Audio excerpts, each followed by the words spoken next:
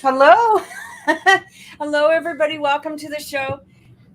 So we had a little bit of an issue, but we're fixed now. We're a little bit later than we were supposed to be, but that's okay. We're good. We're good. Hello, Brandon.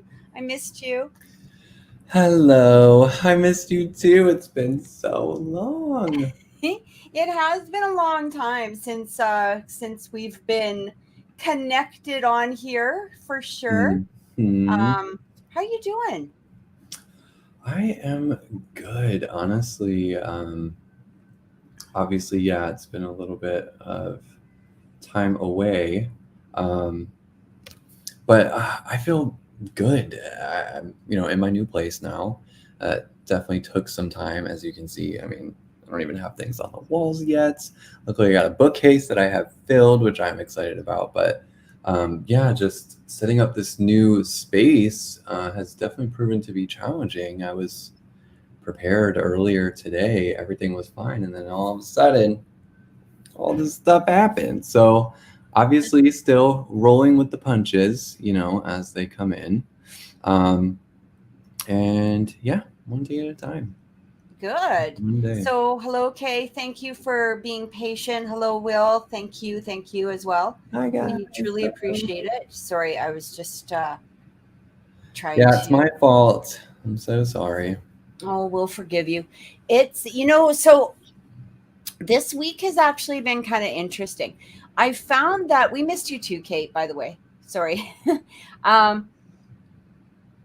I found that it's been an interesting week because it kind of feels like one of those weeks spiritually where old things keep kind of resurfacing.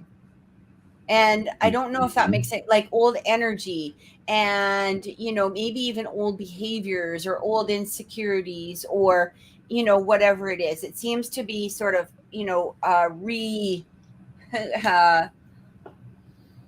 distributing itself. Resurfacing. It is coming up. It's so interesting and ironic you say that, because last night, I had to come to terms with something in myself, and I'm like, what is this? What is this feeling? Where is all of this coming from? And I was really able to dig into it and kind of figure it out. And that's the thing with like feelings and emotions, and especially these wounds that have come up in the past before, they might come up in a different way. They might feel differently, and how to recognize them and label them. You don't necessarily have to label everything, but if you want to work on something, giving it a name is just kind of important, right? You want to identify what exactly you're feeling and hopefully why, to get to the root of it. So it's incredibly interesting you say that, because I had there's a lot going on with I'll just say, the word. So what I kept getting pulled to was shame. Shame is like huge. And it affects us so much more than I think we really realize and understand.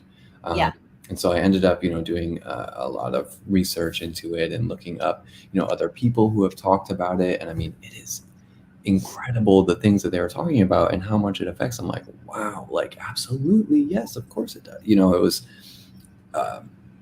very revitalizing to get into that. And I'm a person, I don't think everybody is this way, but I'm definitely a person who, if I am presented with a problem of mine, I want to dig into it, right away. Right. I want to get into it. I want to feel it. I want to understand it, but it's just so interesting that you say that these things are kind of resurfacing right now. Do you feel like upon that realization for yourself, for you, was it a feeling? Was it a psychic notion? Was it something your guides were showing you? Like, how did it come up? No, so I actually feel like, so for me personally, it was going back into, I guess, deserving to some degree too. Like I would have to say, do I deserve this? Or, there's something in particular, that I've been waiting for to come in. And I realized that a lot of it, had to do with going back in and, reestablishing that foundation within myself of being, okay, I do deserve this, or I do deserve, whatever it is, like in a positive way. And so I guess to some degree, what you're saying about shame, does make sense. It's not so much about shame in completeness, but, it's like looking back at, your, I guess, yourself, or maybe, things from childhood, or maybe things from, that you've experienced that you felt you weren't deserving. So it's almost like, okay, I want this, but, then these old things pop up where you're going, oh, I don't know if I deserve this. And then you're sort of not really giving yourself credit for all of the positive that you have established already into yourself. It's almost like you're taking yourself back, 20 years, 30 years, 40, whatever it is, right? Like you're going back instead of moving forward, like you're not moving forward in like a positive way. And so I had to kind of, establish in myself, yeah, I am. And look what I've done, and look what I've done through. So it was almost like, look what I've done throughout my life. Look what I've done here. Look what I've done there. And going back into a place of, okay, like forgiveness within yourself, but also, I guess, forgiveness within others too. So there was a particular thing that, and I don't want to get into like the full thing, but I realized, that I sort of responded to somebody, or I reacted to something in a way that I don't feel like I needed to react in the way to, but it was because of old energy that I reacted to it in that way. You know what I mean? It was like, okay, I've changed, the person's changed, things have changed, but at the same degree, you see something and it triggers you and you're like, boom, and so then you realize, okay, wait a minute, I actually have to, this isn't that person's problem, or it's not whatever. There may have been mistakes in the past, or there may have been things, that were done in the past, but at the same time, there has been, forgiveness and moving forward and all of that stuff. So why are you all of a sudden triggered from something that you don't really need to be triggered by anymore? Mm-hmm. So that's actually what I found. So I don't know if anybody else has been experiencing it, but it is sort of a way for you to take a look at yourself and go, okay, you know what? Like, look at, where are you going backwards? Okay, maybe it's things that you need to clear out. Maybe it's old things that you've pushed down. And a lot of times, and it's funny because of the fact that, sometimes I do, 20 readings a day, right, on different apps or private clients or whatever. And so you're always tapping into somebody, and the first thing a lot of times that I will feel is like, there's old healing that needs to happen here. But you forget, you got to do that shit too.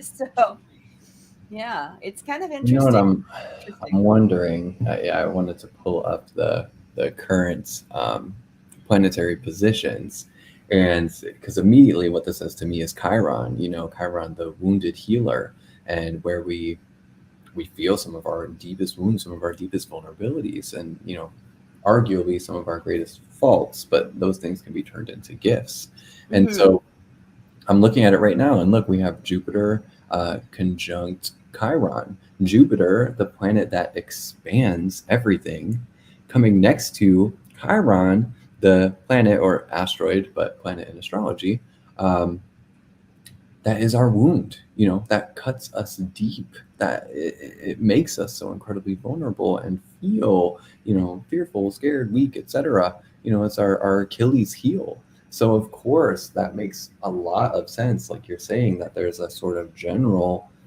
kind of energy of going back to things, feeling as if our wounds are becoming greater, or more predominant, like there's a spotlight being shown on them in some way. Hmm. So definitely kind of adds up to me. It is a weaker conjunction, but I wonder, if it's just because people like you and I, and others are more sensitive to energy and the subtle shifts in energy, that we're able to pick up on that. And if it's moving, okay, it is. So yeah, Chiron is in retrograde and Jupiter is not. So that means that they are coming together pretty quickly, quicker than normal. So Right. it's interesting to feel that subtle shift. I think we'll see that theme kind of come up a little bit more. I think over the next month or so, and it is interesting. Even let's talk about some current events. Here in the States, the U.S. president has said that he has COVID and cancer or something like that. Yeah. And so it's like all of these, things coming at once, making an appearance of like vulnerability, wounds, of course, that fragility, etc. So I think it's kind of happening as a generalization too. So I think you're onto something here, Kathy. Yeah. I feel like there's going to be a shift in a lot of I feel like there's going to be a shift. Okay. And I don't know exactly at this point. I have my own kind of personal theories in it, but it is a little political. So I'm just going to put that on the back burner, for a public thing. Yeah. But I do have, my own personal thing about this.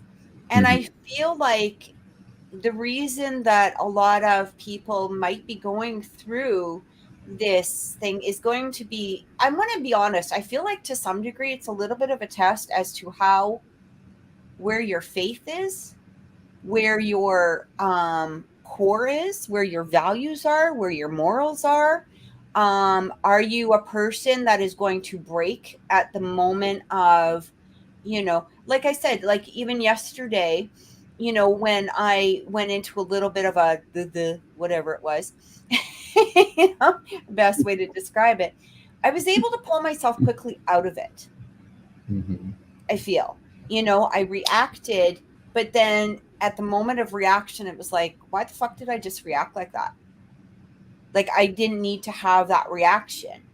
Right. And, I realized the energy sat with me for a minute, but then I was also able to dispel it, and I was able to kind of go into a different place with it. So I feel like, it's the way you handle, right, issues that are brought to you.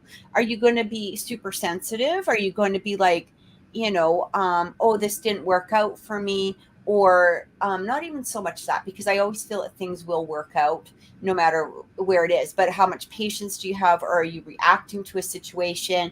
Or, are you being, a snowflake at the moment, that kind of thing. Like, let's be honest, right? Like, Mm-hmm. and because there's a lot more sensitivity right now within people themselves. Everybody's offended by frickin' something. That's the bottom line, Right. and enough is enough of that shit. Sorry, but like, on a spiritual level, Well, see, this let's is grow where up a bit. You know what I mean? this is Like where let's be honest, right? I feel like this is where the sort of collective wound keeps coming in, and I really this is why I think it was hitting me so strongly yesterday. I really think shame is a really big part of this, and I think it has to do, what we're seeing right now collectively is like a confrontation of all of the different beliefs and the systems that we were kind of raised on, right? And things we were raised to believe or believe in. And, you know, some people would tout like, oh, you know, things are supposed to be this way. No, things are supposed to be this way. And when the oppositions meet, no longer is it, you know, debate. It is an identification. You are a bad person because you 100%. believe this or Yeah. you do this. Well, that's coming from one particular area, but yeah.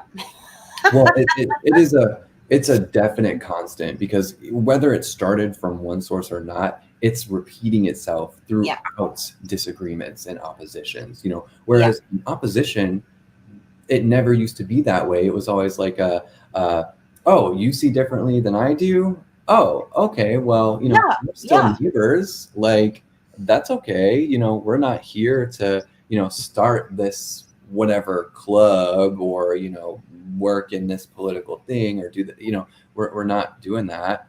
You know, we're still going to continue our lives, but you just think differently than I do. But that doesn't mean that you're a bad person or I'm a bad person. But now, today, it's as if you believe or think one thing, you know, you're deemed bad. Oh, 100%. You're a bad person. How dare you think like that? How dare you have that idea? How dare you believe in this, whatever it is? And it's funny because I do find that, you know, here's the thing, you know, when I was younger, let's say my 20s or whatever, I didn't give a flying shit what side you were on. You know what I mean? I didn't care. And I still have those, you know, to some degree, concepts within my mind. It's for me, I don't care, you know, what you think. Like, I mean, you know, here's, you know, it's funny because I guess for me, it's like, you know, you want to be this or this or this or this. I'm cool with that. I don't care. Don't force it on me. That's my concept. I am an individual. I will never, and I'm saying this publicly, put he, she, fucking it, they, them, her, him, whatever. I will not put a pronoun behind my name because that's bullshit for me. For me personally, as a human being, I am Kathy, and my only pronoun that you may use is Ms. or Goddess. I don't care. But that's not, you know what I mean? But here's the thing is that if you don't put that behind your name now, you're apparently labeled. You're given that. I didn't even know that. Oh yeah, it's like you must be, you know, a bad person, or you're, you know, what's your pronoun, or if you don't have 20 of them behind your name, or, you know, I like personally, I don't care. I don't care what somebody has. I don't care. Man, I've got a lot of identities. I've got minister and CCHT. Those are actually not, you know, but they aren't like gender qualifying names or labels or something like I have Miss, Mrs. Their identity, right? Right. It's identity. I mean, that's how I would choose to want to be recognized in some way. Like for my, but, you know, at the same time, if you want to just be called Brandon, that's cool. Right. Like if somebody says, Brandon, what do you know, what do you do? Or, you know, what should we, you know, how do you want to be addressed today? You can call me minister, you know, if you're doing whatever. I'm a psychic. I'm a real estate agent, all of that. Okay, but that is not, you know, your whatever. Does that make sense? Your identity. Right. You know, and, you know, so, you know, that, I mean, that's the way I view things. Personally, I don't care. But if you come into my house and call yourself a cat and insist upon a litter box, you're going to be not in my house for very long. That's going to be out the door, and you can shit in my garden. So that's the way I look at it. But, you know, like that's, you know, that's the thing. And I feel like people right now is that we are, you know, I'm finding that a lot of places or a lot of things, people are being so stringent on you have to be this, or you have to label your sexuality, you have to label your gender, you have to label. And it's like, can you not just be human? Like, the thing is, I mean, isn't that really what God, universe, Allah, I don't care, what you want to call the bigger picture, right? But isn't that really what we are, is just human, and we're human beings with souls? And, Yeah, and right, we have our barely core human. identities and our core identification and our core values and morals and, whatever it is, right? And that's where we should be living from. Absolutely. I mean, if you go beyond just the fact of having a sense of faith or belief in a God, universe, spirit, however, there's still a recognition of, oh, well, who I am at my core is some kind of soul that desires, yearns, or at the end of this life will be with, God, spirit, universe, Right. etc. At the end of it. So it's like, we're even barely human, we're just, if you ask most spiritual or metaphysicians or whomever, most of them will say, yeah, you're just borrowing this body. You're Right. borrowing You're this really body for a just, little bit, but it's not who you are. yeah, absolutely. And So Terry, thank you so much. I really appreciate it. Just put your question down below. Just make sure to include, any names, any sun signs or birth dates, if you want to put them in, and try to make the question clear. You can give a little bit of context to it if you like as well. So yeah, no, I sorry, I didn't mean to cut you off there. I just wanted to address Terry and Anishka. Thank you so much for joining. I hope I said your name right. Or yeah. Ishika. Shika. Ishika? Okay. Sorry, I was reading that wrong. But yeah, I mean, when I do a reading for somebody, I'm not looking at their label.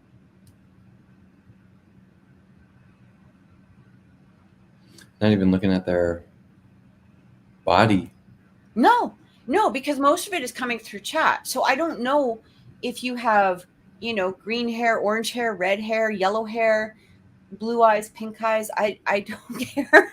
Pink eyes might have a problem there. But I got fell for that. yeah, or a cream or a drop or something. But yeah, like, we're not looking at it as that. We're looking at your soul. We're looking at your path. We're looking at the energy that you are feeding your space around you. And especially, like, I know that, when we're doing, especially like a chat reading, let's say on a particular app, or even if we're doing a chat reading over the phone, or we can't see the person like we do on the show here, really what we're only seeing or feeling is the energy that's being shown to us. So what are you projecting out into the world? And I feel like this is more important than, z, them, he, she, it, they, we, whatever. I don't know what the labels are, and I don't care, because that's not important to me. For me, that's not important. I look at the energy that is being received by my guides, by my energy, and how it's connecting to the query that you have. Where do you want to go? What is it that you want to do? What is it that you're sending out into the world? And I feel like this is more important. And I feel like, over the course of this last week, I feel like this was a really big lesson as well, because of the fact that when we get into that old energy, right? Or if we get into that energy of old panic, or like you even talked about shame or whatever, that is an energy that we are sending out, right? And if we are stuck in a place of shame, then we're going to keep reliving that energy of shame until we can move past that energy of shame. Or if we get stuck in an energy of whatever it is, of fear or guilt, or something on the more negative side of the spectrum, it's up to us. It's up to us as individuals. It's not up to you. It's not up to me. It's not up to your person. It's not up to the rest of society to clear this for you. This is something that we have to do on an individual basis, and no label, no gender identification, no change in society is going to clear that for you. You have to do it on your own. You have to do it on your own. And this is what a lot of people don't realize. And I feel like this is where a lot of energy right now within the planet is really being divided, because there are people that are recognizing this and recognizing the fact that they have to do their own work, or they have to, I mean, even for us, it took a little bit, right? It took a little bit for me to kind of go, oh shit, like, you can't help me. I mean, you can give me maybe a path, like if I was to come to you for a reading or something like that. But ultimately, the bottom line is I have to do the work. Mm-hmm. Absolutely. I have to do the work, right? And nothing is going to change that. No, not at all. We have to do our own internal stuff. If somebody were to do it for you, you'll forever be dependent on that person from that moment on, to have that realization. It'll always be dependent on them or that circumstance or whatever. That's why, addiction supplements emotional development, because, Absolutely. Oftentimes people will use some kind of drug to escape a feeling or a way that they're feeling, and they want to feel good, essentially. And so when they do not turn to the emotion and then they turn to that drug, that's where that dependency comes in. It's not even talk about the chemical addiction. It's just that emotional aspect of it, like feeling in that space. But, I would go so far to say that just because we can't do the work for them doesn't mean that there isn't anything that we can do. And, I think we can both speak to this, and our listeners and viewers, can chime in or correct me if they think I might be wrong or, mistaken in some way. But I would go so far to say that all of us, when we are struggling in moments, we just want to feel like we matter and that we are validated for feeling what we feel. And I think that's why psychic awareness, empathy, compassion, intuition is so valuable. When somebody listens to your problem and they hear it and they feel it and they feel what you're going through in themselves, almost as if they're going through it, there is something so invaluable about that to make you feel not alone, that you're like, oh my gosh, I'm going through something, and this person, says that they can feel it, and maybe you visibly see tears, maybe you sense their hurt in their voice, or however you're communicating, that I think goes a long way for somebody to understand, for somebody to just feel similar to, what you're feeling.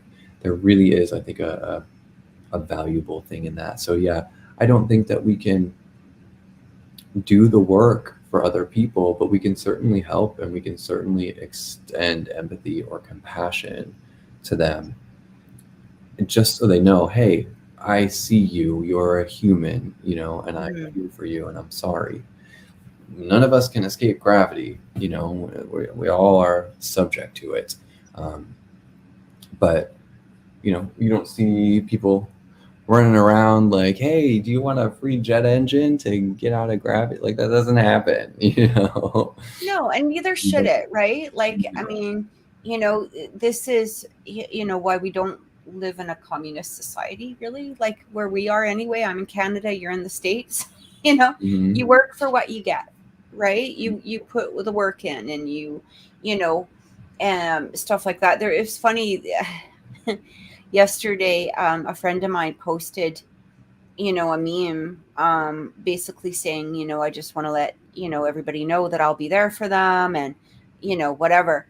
And, I want people to repost that. And I was like, I said, you know, I will always be here for you as a friend, but I'm not reposting this because I it, I can't be there for everybody. You know, you have to reserve your own energy. You have to, you know, and to some degree, even though you do need the compassion, you do need human understanding. It's also not feasible or within our energy to be, you can have compassion without having to absorb the energy of the issue. And I think that that's Yes. very, very, very important. Mm-hmm. Absolutely. You know, and a lot of people don't realize how important that is. And, you know, sometimes we get into these places of, I have to be there for everybody. I want to help out everybody. I want to be there.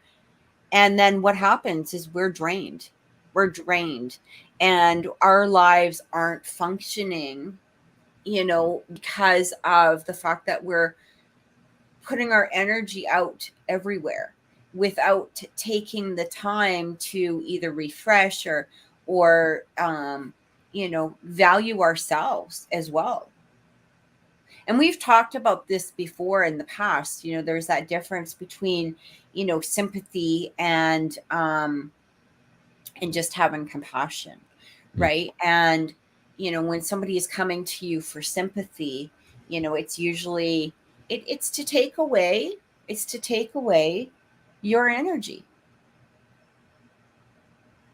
It's to take away your energy, and a lot of people don't understand that there's a different way of approaching things. And you know, it's sort of like those, you know, you see those passive aggressive posts on social media, you know, where it just says, oh my God, my day is so bad. But there's no context. Or, oh my God, life sucks. But there's no context, right? And what is that doing? It's pulling in everybody's sympathy, right? You're taking, that person is essentially throwing it out there for thousands of people to reach out without the context behind it. And so that can be very very distressing Mm-hmm. to individuals, right? And even though, you know, us as humans, we see that and we can easily scroll, a lot of people, we tend to absorb that. Even if it's a little bit of energy, we tend to absorb that energy. I hear you typing. Yeah, so easily. I know, sorry, No, it's okay, go ahead. voice isolation on here, but Yeah, but it's funny because you know, we feel that, like, we do feel that as humans. It's either going to A, piss us off, or B, we feel compassion towards them and we feel like we have to reach out. But some way it evokes an emotion. Also, Peach, please read the banner across the top, okay? Because this is we do have donations going on at the moment. So just wanted to let you know, there is a way that you can ask a question. So I think we should get into some of the readings. We've been yapping long enough. I know it's been a while, so we're just Yeah, catching up here. channeling. But what was I going to say? I'm going to put us on a break for just a minute or so. And then when we get back, we are going to start off with Terry. And then we will check into other donations. But all of the instruction guys are across the screen here. Oh, geez, I actually literally blanked out for a second. That was a little weird. You know what? It's really hot here. Mm. I have this little tiny fan going. I don't know if you can hear it kind of in the background, which is good. That's good. So my son's room is super hot. Like we went in there the other day with a temperature gauge, and which I have from paranormal, investigation. Yeah. So we did all 4 of the walls to kind of get a parameter of what it was, and it was something like 35 degrees in his room. And it was crazy. It was crazy. It was so freaking hot, which like for us here, that's 35 Celsius. I don't know what that is. That's probably about 101 or something like that. Oh my gosh. What's 35 degrees Celsius in Fahrenheit? Let's find out. 95. 95. Okay. That's Yeah. And so I got him an air conditioner for his room, but it's only one of those room, like you can move it room to room. It's a portable, so you can wheel it around. But but it's in his room. So it's really warm here. So I'm going to go fill up my water. We're going to go on just a couple of minute break. We will be right back, guys. And then when we get back, we will be getting into the reading. So all the information is above at the top of the page. What's that? Yes, put your questions in now if you have not done so. Yes, and we will be right back.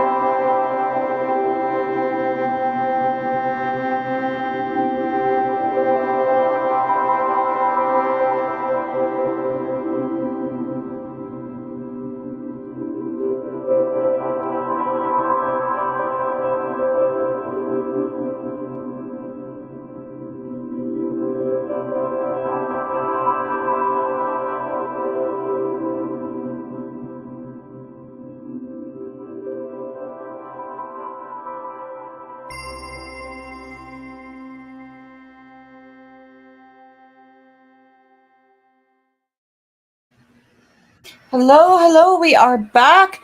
Yes, we are still taking readings for Jenna. Hi, Andrea. Hi, Mr. Davy Jones. Thank you guys for joining us today.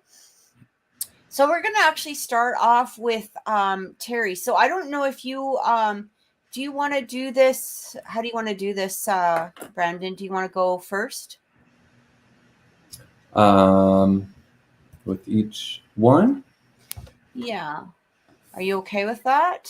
Yeah, definitely. Okay. Okay, so Terry's question is, I have board exams coming. I've been preparing. I want to believe in myself. And I did truly, but as the exam is nearing, lately I've been feeling doubtful and nervous. Any advice from a spirit? It's my neurology boards. There's 2 parts, a written test and a practical one. And it's like a huge exam. Good for you, first of all, Terry, for, doing this. Like, you can tell that you've put an awful lot of work into what it is that you're going for. I'm kind of curious as to what your occupation is that you want to go towards. But yeah, Brandon, if you want to start. Let me just pull your energy in here, Terry. I think you said Sag, right? Sagittarius? I believe so. Let me just take a quick look.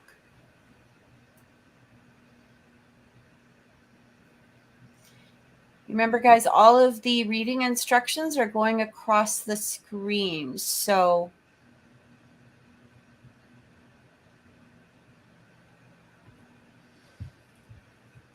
yeah, she's a Sag. I thought so.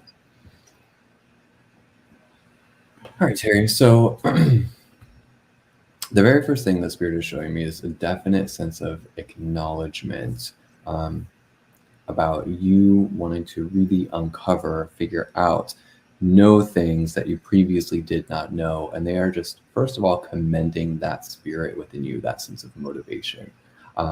As I connect, with them, and it's either a combination of your guides, my guides, etc.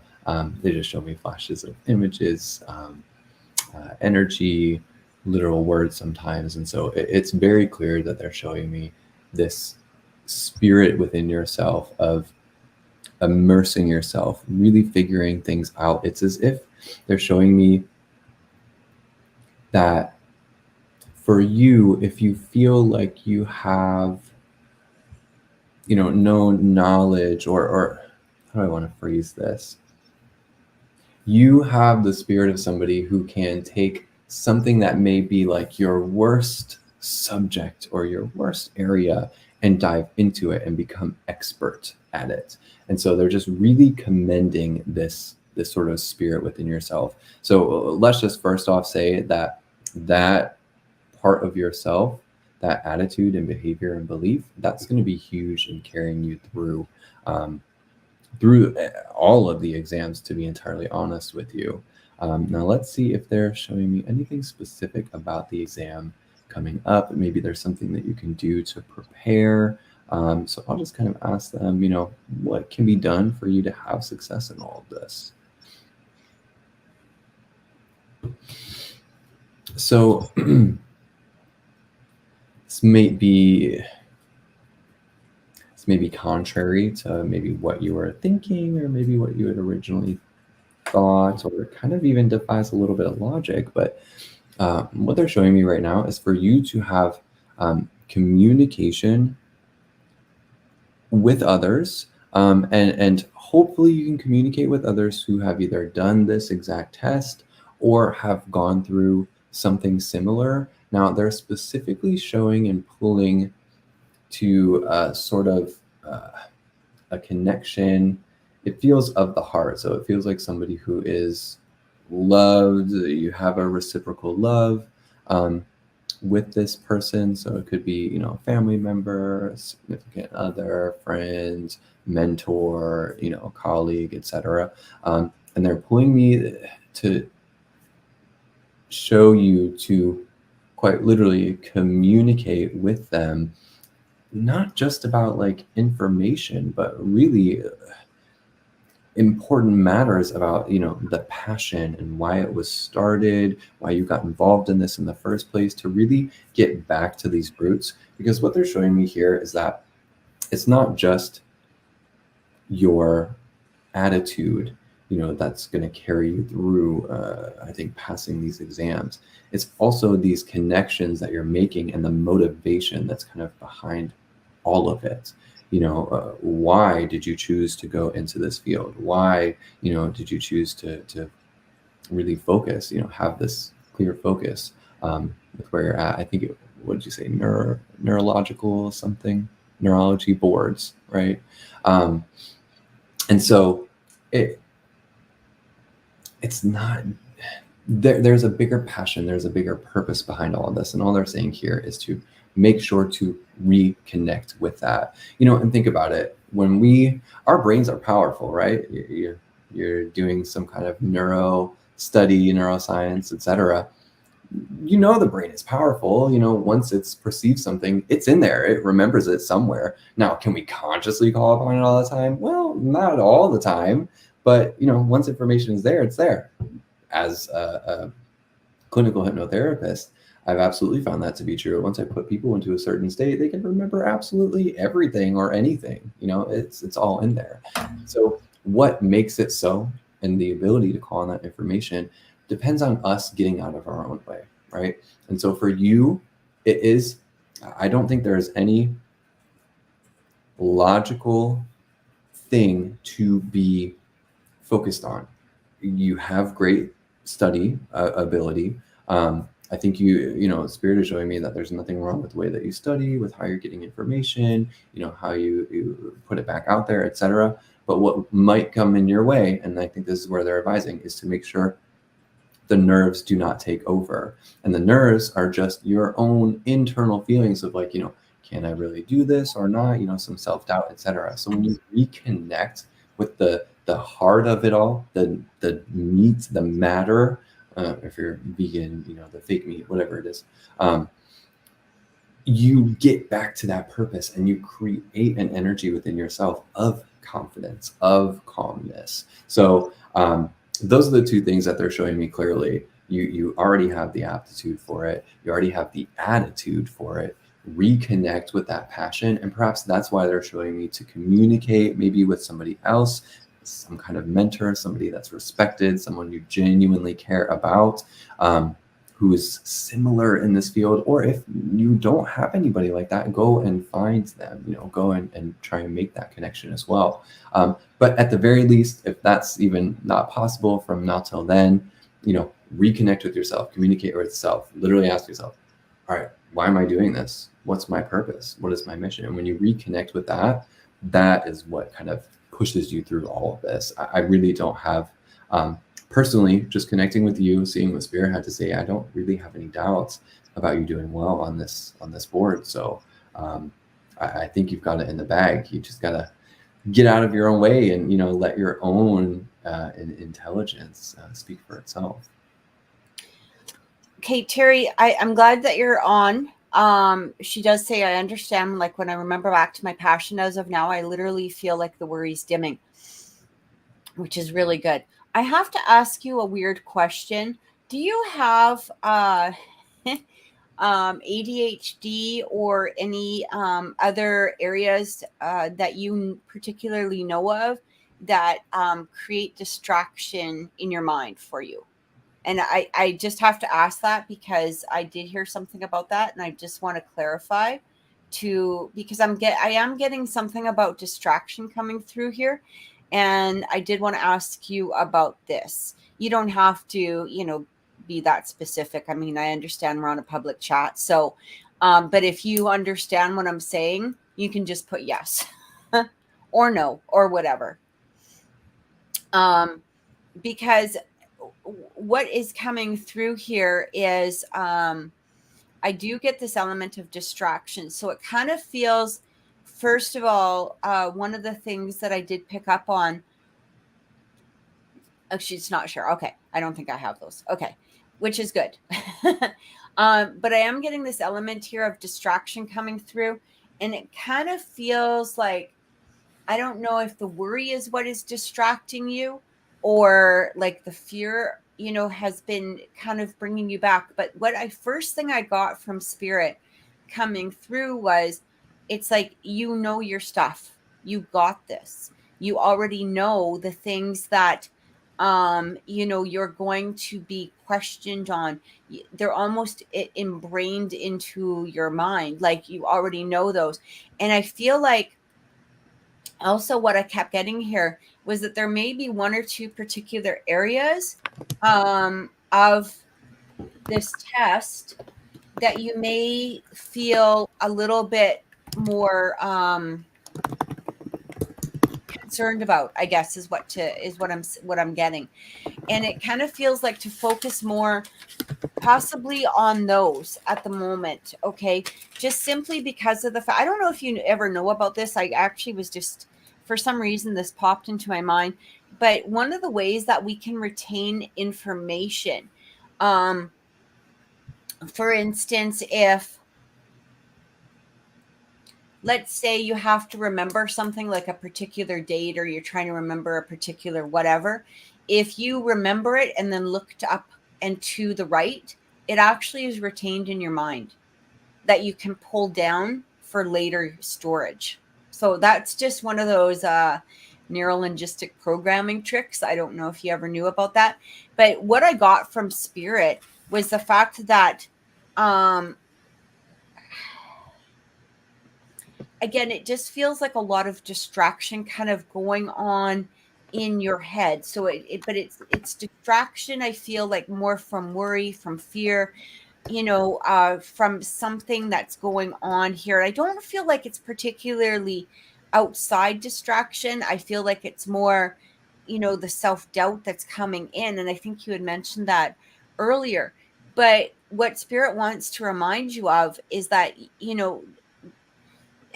this information is all there and you've got this. You are going to do fantastic on this test. And I feel like, even though I understand where the fear is coming from, yeah, your own worries and doubts is distracting. And I feel like it's just that self reminder. So when you get, and here's the thing, is that when you get to that area, let's say you're studying and you're feeling a little bit anxious about one particular area or one particular subject or whatever it is, remind yourself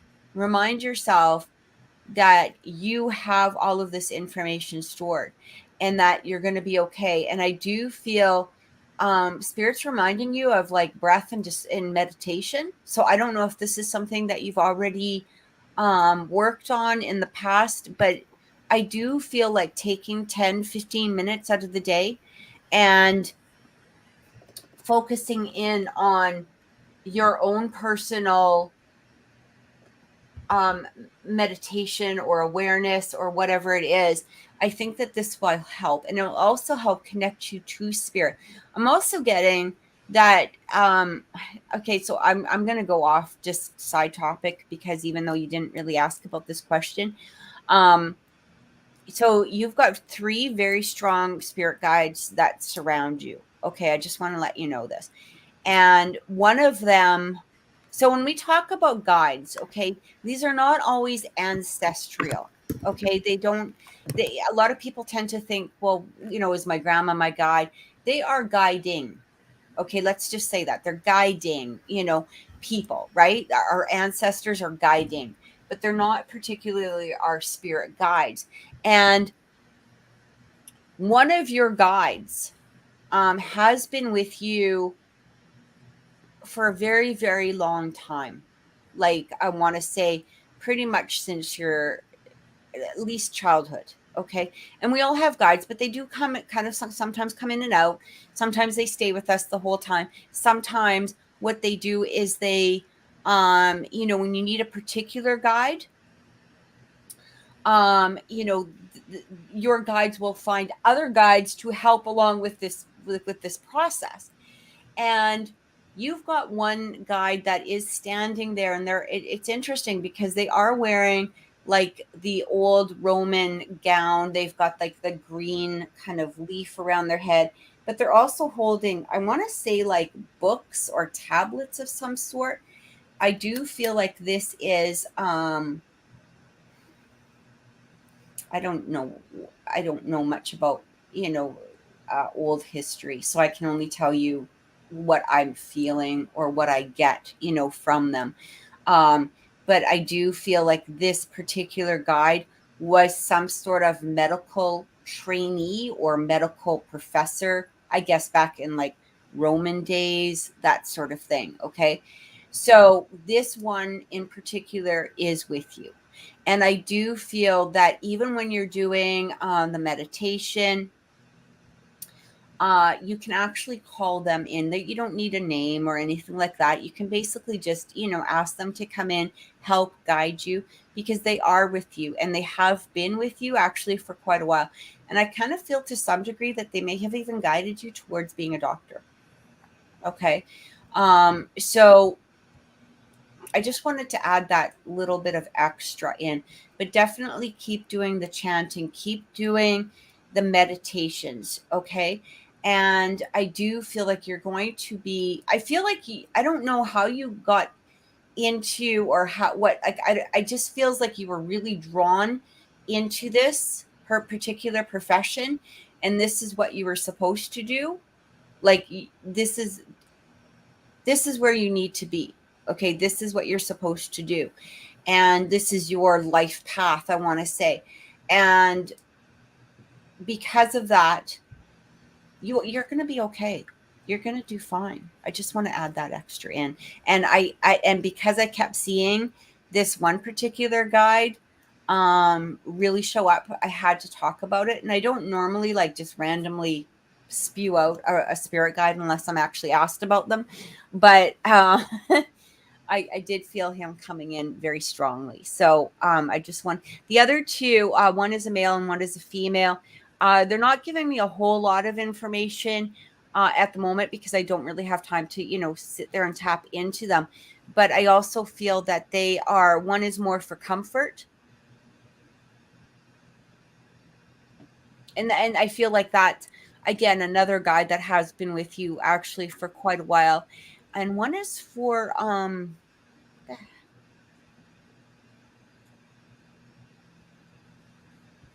something about like teaching you boundaries,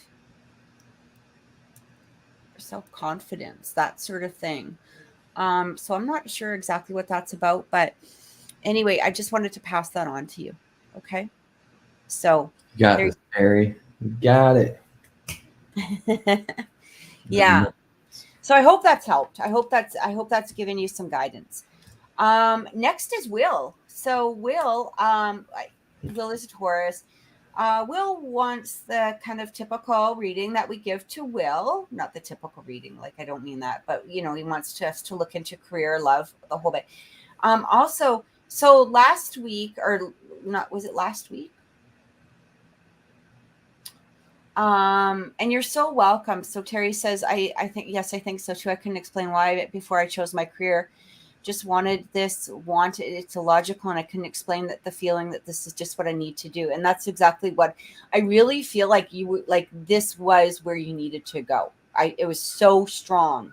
Like, I'm not a person that does career readings particularly. Like I don't never tell anybody where they're supposed to go. Right. But it's health. It's like, this is your path. And you're so welcome. She says, thank you so much. I think that getting back to my roots and remembering my passion and the trick about looking into the right meditation really helps. Yeah, and it really is. It's just a lack of a little bit of self-confidence within yourself. You're going to be fine. So with Will, so last week or whenever it was that I was on last, I actually picked up Will was being led to a project of some sort.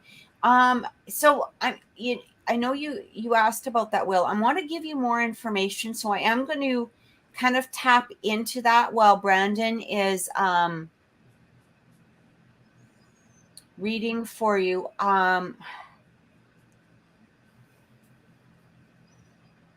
So, question about the project or just general? If you pick up on the project, by all means. All I kept getting was that there was a project coming towards him, or that he has, like, there's going to be something that he's going to be guided towards. I don't know if it's a particular, like, handed a notebook of any sort. You know what I mean? Here's your project, go do it. But I kept feeling a guidance towards something that I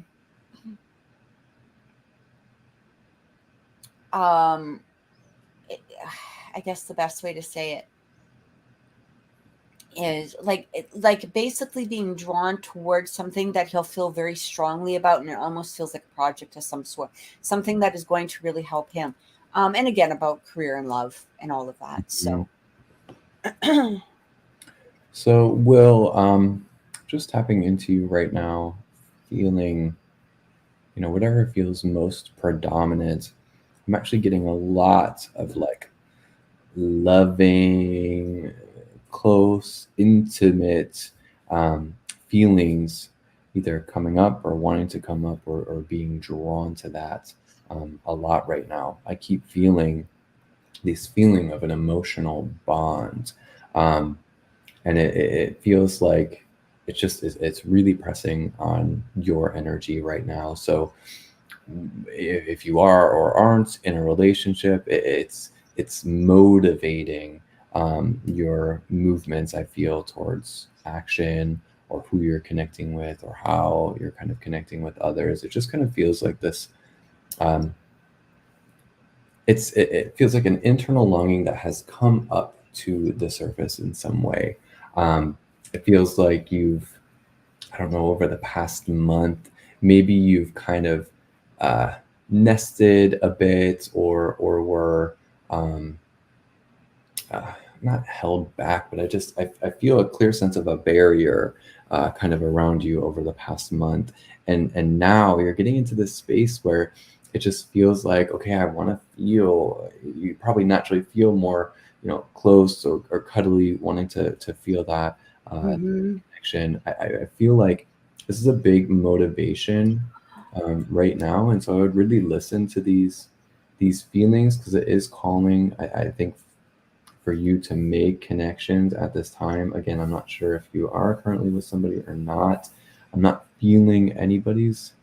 Well, let me see. Let me ask Spirit here if there's anyone that's kind of pressing on this or responding in this way, just so I can be sure. So, did you go through a loss? Did somebody that you were interested in, they've like not, I mean, maybe totally disappeared, but I feel a sense of distance, like something changed or something shifted in some way. And so, maybe there is that longing in that, oh, I was close to this connection, or oh, we almost had this, or whatever. And then all of a sudden it just seems like a loss or a pullback. Regardless of however or whatever happened, just know that Spirit keeps showing me like, hey, this is all in the plan. Like, this was kind of out of everybody's control. And this transition did really have to happen. Let me ask the importance of all these like little warm, cuddly, close feelings, and why it matters. Why is it relevant? Just so we, kind of know what to do with them. Okay, so what I'm being shown is that there is, it feels like it's cutting out right now for you to recognize, to embrace and accept how this feeling is coming up, the need for closeness, intimacy, emotional bond, etc. Is that it is cutting you out from okay, well, Spirit keeps showing me it's cutting you away from going after the wrong connections. They're showing me that there was within yourself a sort of there was a program written. I know this is going to sound wild. There was a program written for how you became attracted to others, and that program was not your own. It was written by somebody else. I do feel like this came from a while ago, probably years ago.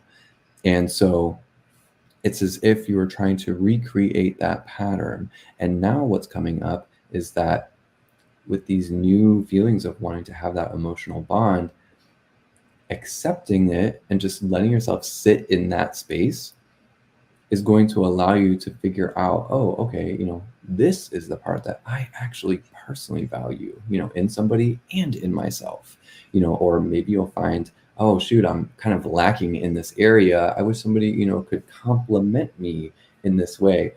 So all of this to say, you know, I would definitely allow yourself to kind of focus on this space, the emotional bond, emotional connection, etc.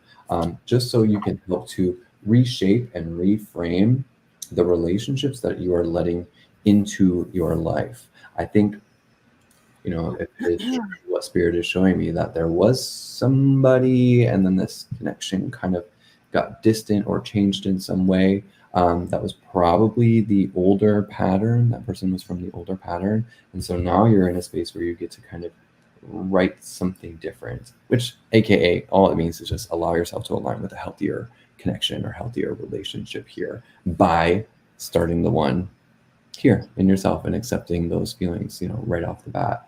Other than that, I'm not sure. I'm not really picking up on any project myself. This just seems kind of to be the most pressing thing on your energy right now, is just this really clear sense of like feeling aligned or needing to feel in harmony and in balance with another and to have that emotional bond. So just allow yourself to accept these feelings, sit in them, bask in them, embrace them. You're a Taurus, you know, that's a definite Taurian thing. You know, just imagine the feelings are like the rays of the sun and you're just out catching a suntan. You know, just literally allow yourself to bask in them. It ushers in that acceptance. And then all of a sudden, your lens, the way you start seeing, your perception, your reality changes, and you get drawn to different things. So that's kind of the shift that's coming up here. And that's, I feel, meant to happen. It's really interesting because as you were talking, I did feel that that energy that you were mentioning. But I wanted to kind of take a look into not only what spirit was coming through for Will, and it kind of feels like, but also maybe perhaps like this project or whatever it was that I felt that I picked up on, you know, last week. So I feel, okay, this is really interesting because as I started writing, I started actually writing. Right. So hopefully I can read my own handwriting here. So, Will, the first thing that Spirit actually says to you is that you've been taking care of yourself for a long time, but now it's time to take control. And I feel like there has been some areas where you haven't really allowed yourself to kind of take control. It was more like, well, let's see where this is going, or let's see where this is, or let's see what this person wants, or let's see what, you know, whatever it is. And I really feel now, here's the one thing that Spirit is talking about is the wrestling, is that this does feel like the path that you are supposed to be on in because it is something that you took control of. Like, it is something that you not only were guided to, but you took control of. And this is what Spirit is asking of you in regards to other things within your life. Okay.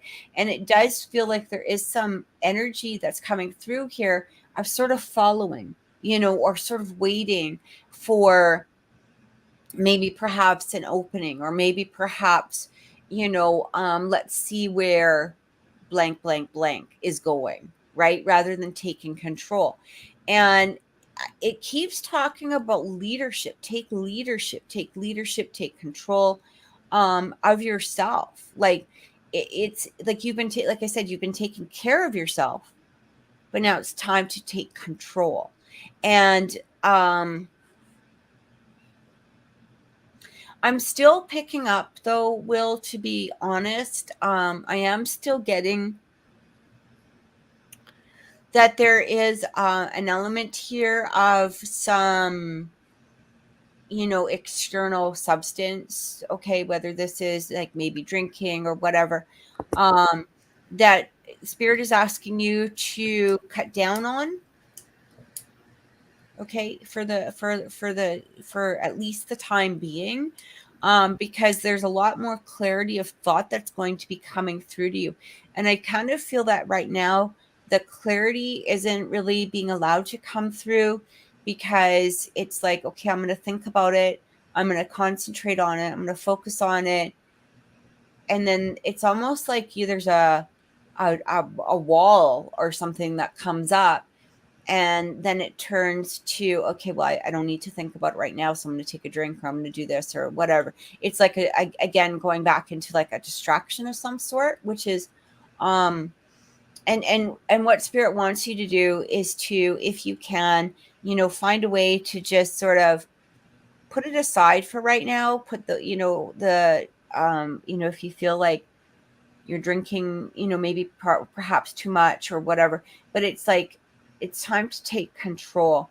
And I feel like, again, when we ask about that project or what is it that's supposed to be coming in, it's almost as though when you're clear, when you're in that place of I don't know why. So sometimes when I feel your energy, I pick up Spider-Man.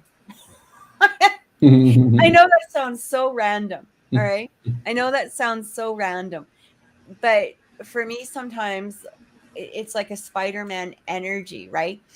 And it's like, I don't even know exactly how to describe it, but it's like that saying from, that Spider-Man's uncle says, with great power comes responsibility, or something along that line. And it feels like this is actually in some way meant for you. Like spirit wants to give you more, but at the same time, it also doesn't want to, like, okay, I'm just going to give you a weird example. Okay. A lot of times people will say, sorry, I don't mean to ramble. A lot of times people, they'll come to us and they'll say, how do I be a psychic? Or I feel like this and I want to get more, insight, and I want to be a better psychic or whatever like that. And it's like, be careful what you ask for. Sometimes when I used to do paranormal investigation, people would say, I want to see ghosts, or I want to do what you do. And I want to, be able to pick up on dead people. It's like, be careful what you ask of spirit, okay? Because of the fact that when you are not taking it in baby steps, or you're not quite ready for what it is that spirit is going to lead you to, it can be very overwhelming. And this is where I feel like your guides are coming in, and your guides are protecting you from that overwhelming, okay? Because they do want to give you the things that you're desiring and wanting, but they want it to do it in baby steps. Excuse me. So what I keep getting here is that there are some steps that you need to do. And it does feel like, first of all, is to allow yourself to start taking control in some way. And I feel like it's almost as though as soon as you put one thing aside, something is going to come in. So this means that when you start taking control of your life, or maybe perhaps instead of going out to the bar or whatever, you decide, okay, I'm going to go home. I'm going to take some time. I'm going to meditate. It's those little things that are going to make a difference. And I'm not saying you can never go out or never drink or never do anything like that. That is not what I'm saying whatsoever. It just, don't let those areas overwhelm the path that you're supposed to be on or being led to. So I feel like this is going to be really important for you. So listen to your intuition. If you feel that you're not supposed to be going out that night, or if you're kind of being like, it doesn't feel good to go out that night, I guess, is like, start really listening to your intuition, because I'm really feeling that spirit's trying to give you a bunch of messages. And in fact, on another quick note here, I actually feel like spirit, it has been talking to you, or really trying to, it's interesting because I actually feel like you're getting messages about other people for some reason too. Like you might even be picking up on things psychically that you're not even quite aware of at this point yet. But at the same time, if there's too much clutter going on in your mind, you're not going to be able to hear the messages that are coming through. So I don't know if that really helped. Because I was kind of all over the place. Maybe, I hope it did. But I do feel that basically what spirit is saying to you is that the things that they're wanting to give you, the project that you're going to be led to, is going to be coming to you in steps. Okay. And you're going to be drawn, and you need to start really listening to your intuition, and that you need to be clear in order for your intuition to accept the messages that are coming through for you. So that's what I There's want to say. definitely he gets definite intuitive impulses and intuitive calls to action for sure. So I think it's just very important for him to make sure, like you said, keep your energy clear, know what's coming in, know what you're getting motivated by, because he definitely gets those. I feel those impulsive, intuitive moments for sure. I do too. And I feel like, I don't know why. And like I said, it's almost strange. Like, I feel like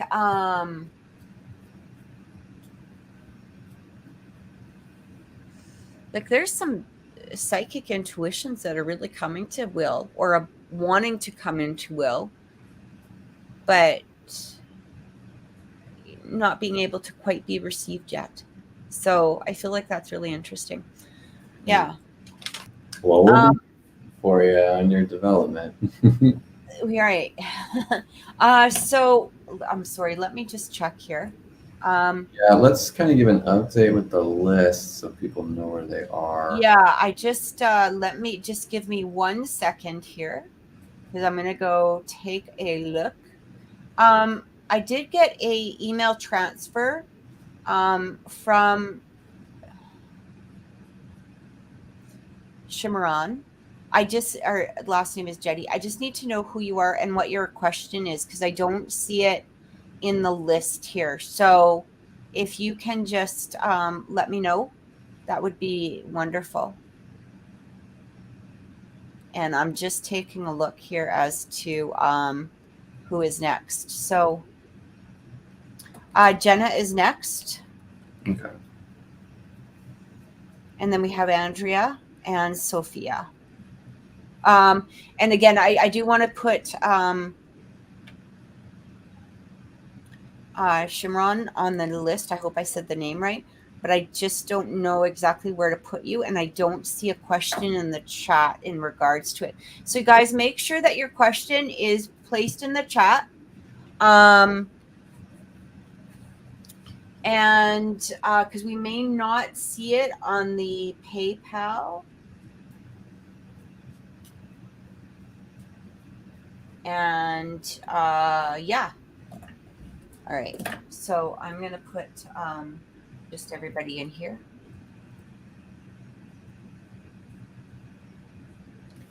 Hi there, Jenna. All right, so I'm gonna start tapping in here. Oh, maybe is that for Pisces? I'm not sure. What was that? I'm not sure who.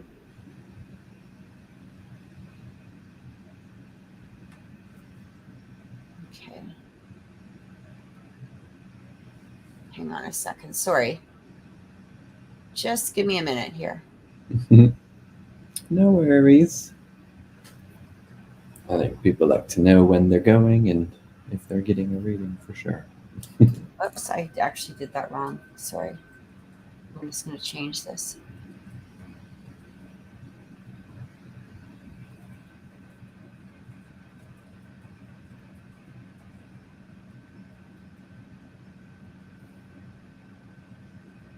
Okay, so let's take a look at Jenna's question here.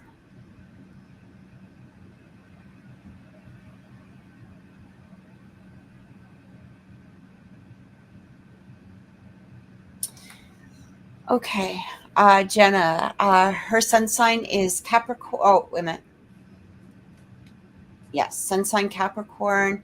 He is a Virgo. How does he connect, and how can I improve our relationship, friendship? So I do think that she wrote more here somewhere. I'm just going to take a look.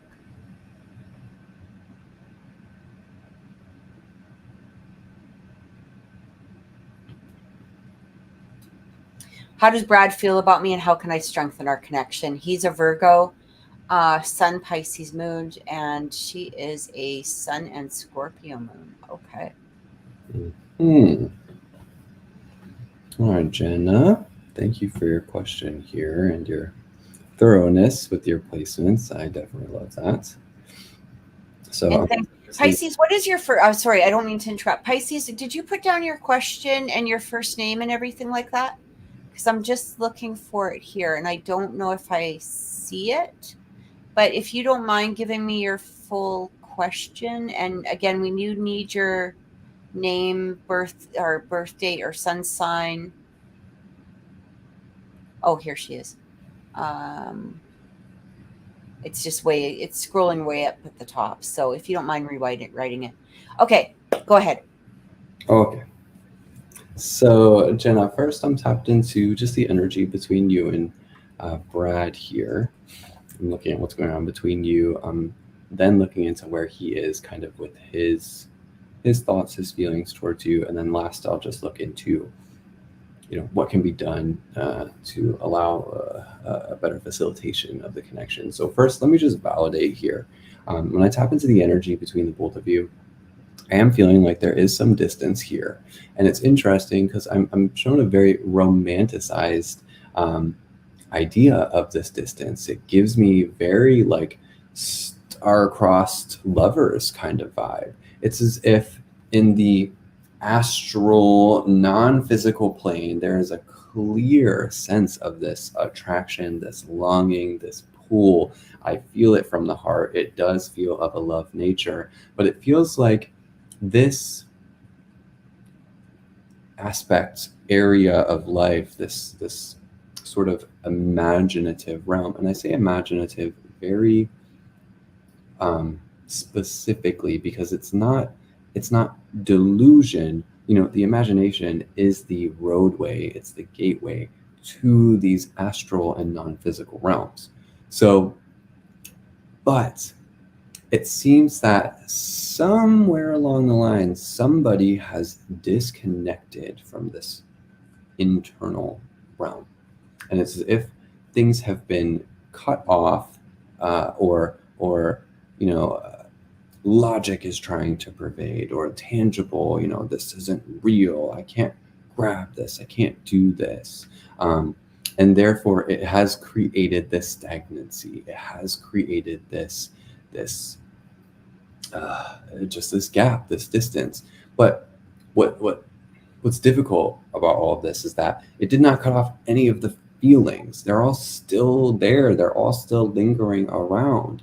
It's just the attitude, the action has been disconnected. So when I'm tapped specifically into Brad, I remember this energy. Jenna, we've read for you before, right? Because I remember this energy. Because when I'm tapped into Brad, I can feel, I'm asking Spirit specifically, like, what are his thoughts, his perspectives, his feelings towards you? And right away, I'm immediately shown like this image of himself. And so this really gives me an impression of a person who sees others as a means to their own objectives or ends. And so I'm really feeling that how he feels about you was a real reflection on how you made him either feel, act, be, however. And what's very key showing me is that he absolutely feels very solid in connection with you. Like he feels grounded, he feels rooted.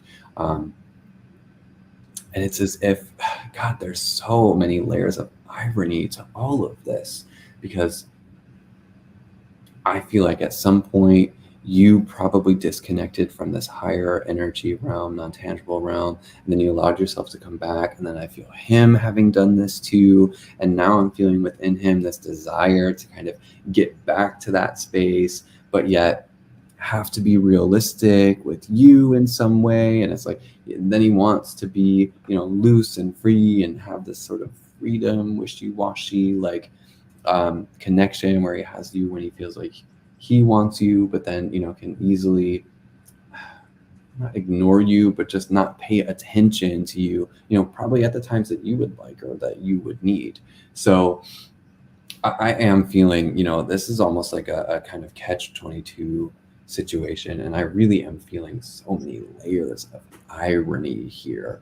Anytime irony comes up that Spirit has shown me or has had me experience and see in my life, every time irony has come up, there's always some kind of lesson, I think, to be learned, something to understand, something deeper to dive into. And I think the reason that you can feel this connection still so clearly is because there does still seem to be something to gain or grasp from this. So let me ask Spirit here kind of what's coming up next. I know you had originally asked like what you can do to like make the connection better, but I feel like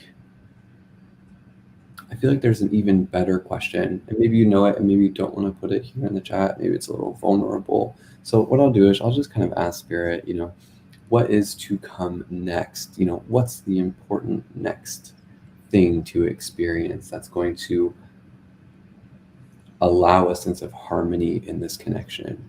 So I'm not going to put it in a biased way. I'm not going to ask Spirit in a biased way. I'm just going to allow them to show me here. So let me ask that.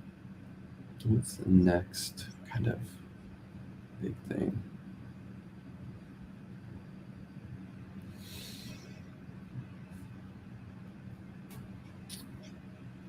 Okay, so it feels like,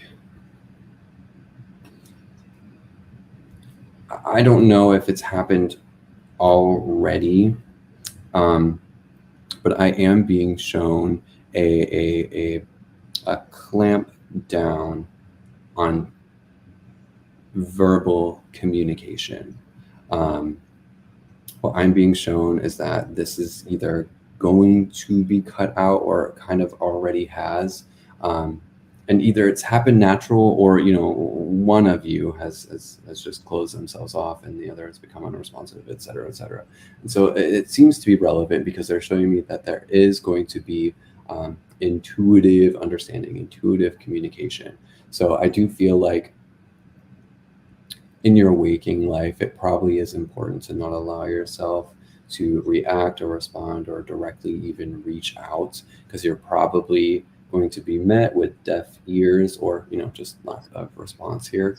And that this is to be experienced in the higher sort of realm. And so what Spirit is showing, well, they're specifically telling me, they're literally passing this through from me to you, is that you are not going to be able to be with him until he approaches you in that non-physical. So I don't know if you have had a difficult connection with your own self and your sort of astral psychic sense, etc. And they're kind of showing me that through this connection, you've opened yourself up in a lot of different ways. And maybe at some point when the connection wasn't working, you kind of closed it off. But a lot of the purpose of this connection was to elevate you and bring you to that space. I feel like he gets to that space often in himself through some kind. I just feel a lot of creative pursuits and creative energy, but it's very chaotic. And for you to go into that realm, it will be a sense of order, just because of your perception of reality, your energy, and what you would bring there.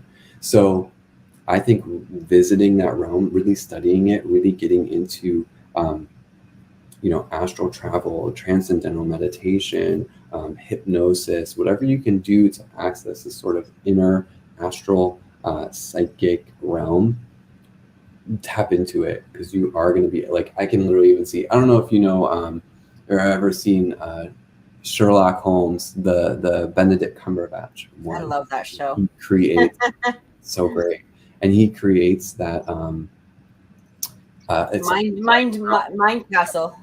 Yes, I can literally see you like creating something like that within your mind, within that sort of psychic imaginative realm. It feels so orderly, and what Spirit is showing me is that he has to kind of approach you in this way in order for some movement to actually happen. So I wouldn't even say that you should be initiating right now. I feel like you need to allow him to make that movement towards you. And yeah, it looks like he has to meet you in the realm that you are connected in, that you kind of mutually agree upon. It's just for him, it's quite chaotic, and he has to figure out how to navigate his way through it. It's like he's trying to drive from San Francisco to Richmond, Virginia, and doing it without a map. And you're over here like, oh, I have like the whole system mapped out and everything. I know where to go, where to stop, how to get here and there to the minute.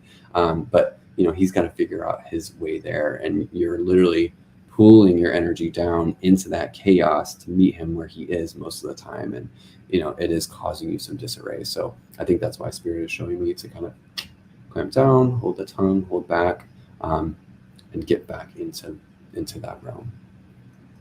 He is writing some music about that realm. I stopped communicating. Okay, yeah. We are currently in no contact. You love him in that realm. I love him in that realm. Okay. Sorry, I'm just catching up on the comments here. So yeah. Sometimes, we can have all these beautifully layered connections, but like when they come to physical fruition, some people just kind of block out all the things that they feel, and it feels like such a dichotomy, and it's probably I know it is incredibly frustrating. I've seen it and experienced it myself. It's like, you just want to shake somebody and be like, yo, wake up. It's so ironic. Hey, Lofty, how you doing? It's good to see you. Okay, so, all right, I'm going to start off with Brad. All right, because I feel like I ended up writing more about him for some reason, tapping into his energy. Okay, so Brad reminds me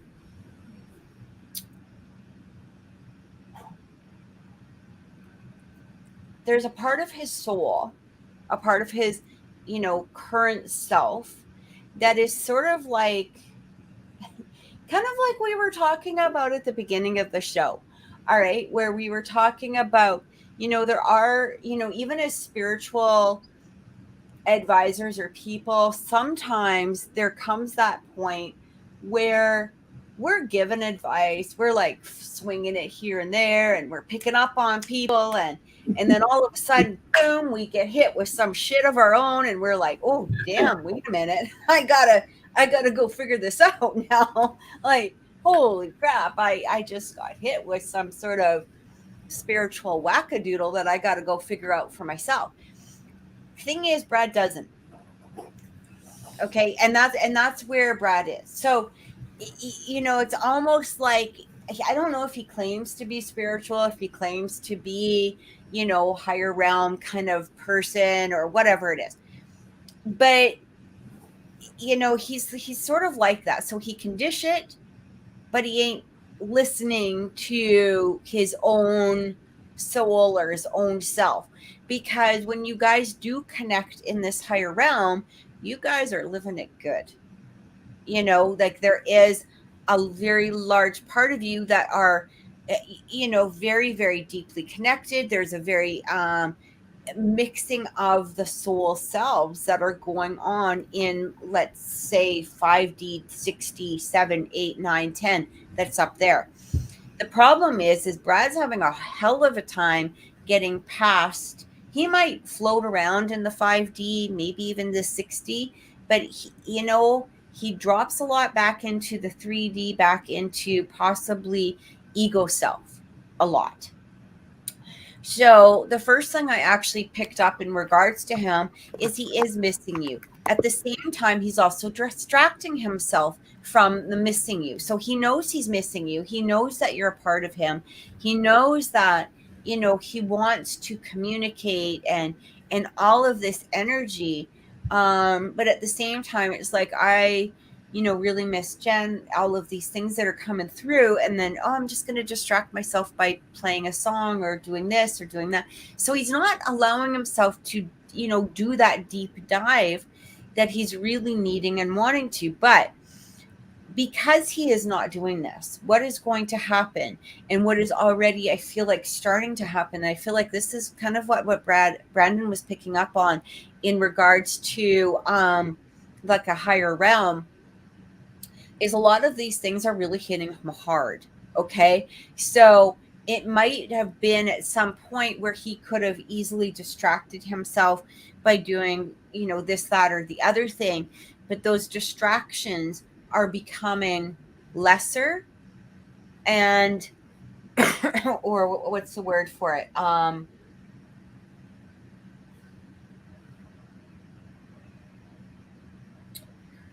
For like closer together. So he's not really able to distract himself like he used to. I feel like there's a large part of him that is now really starting to focus in on Jen. What is Jen doing? Missing Jen. Like these are playing over. Okay. So what I'm also getting here is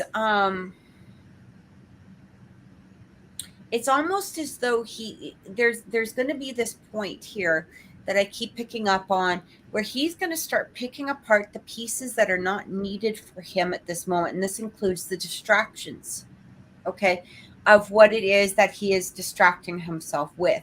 So it's almost like, why am I paying attention to this? I don't need to. Why am I paying attention to this? I don't need to. And starting to let go of these things so he can recognize and start focusing in on the true self. And even within this realm that, he has been, excuse me, or is trying to connect to, right? Like, it's basically the realm that he does talk about. But the thing is, to get into that realm, he can't go in with carrying a bunch of baggage and shit attached to him, which is exactly what he's doing, because he's not allowing himself to just float up there and go in it and recognize who he truly is. He's bringing in a lot of ego, a lot of conceit. There's a lot of conceit within this man, which may or may not be representative of his, his human self when he's talking to you.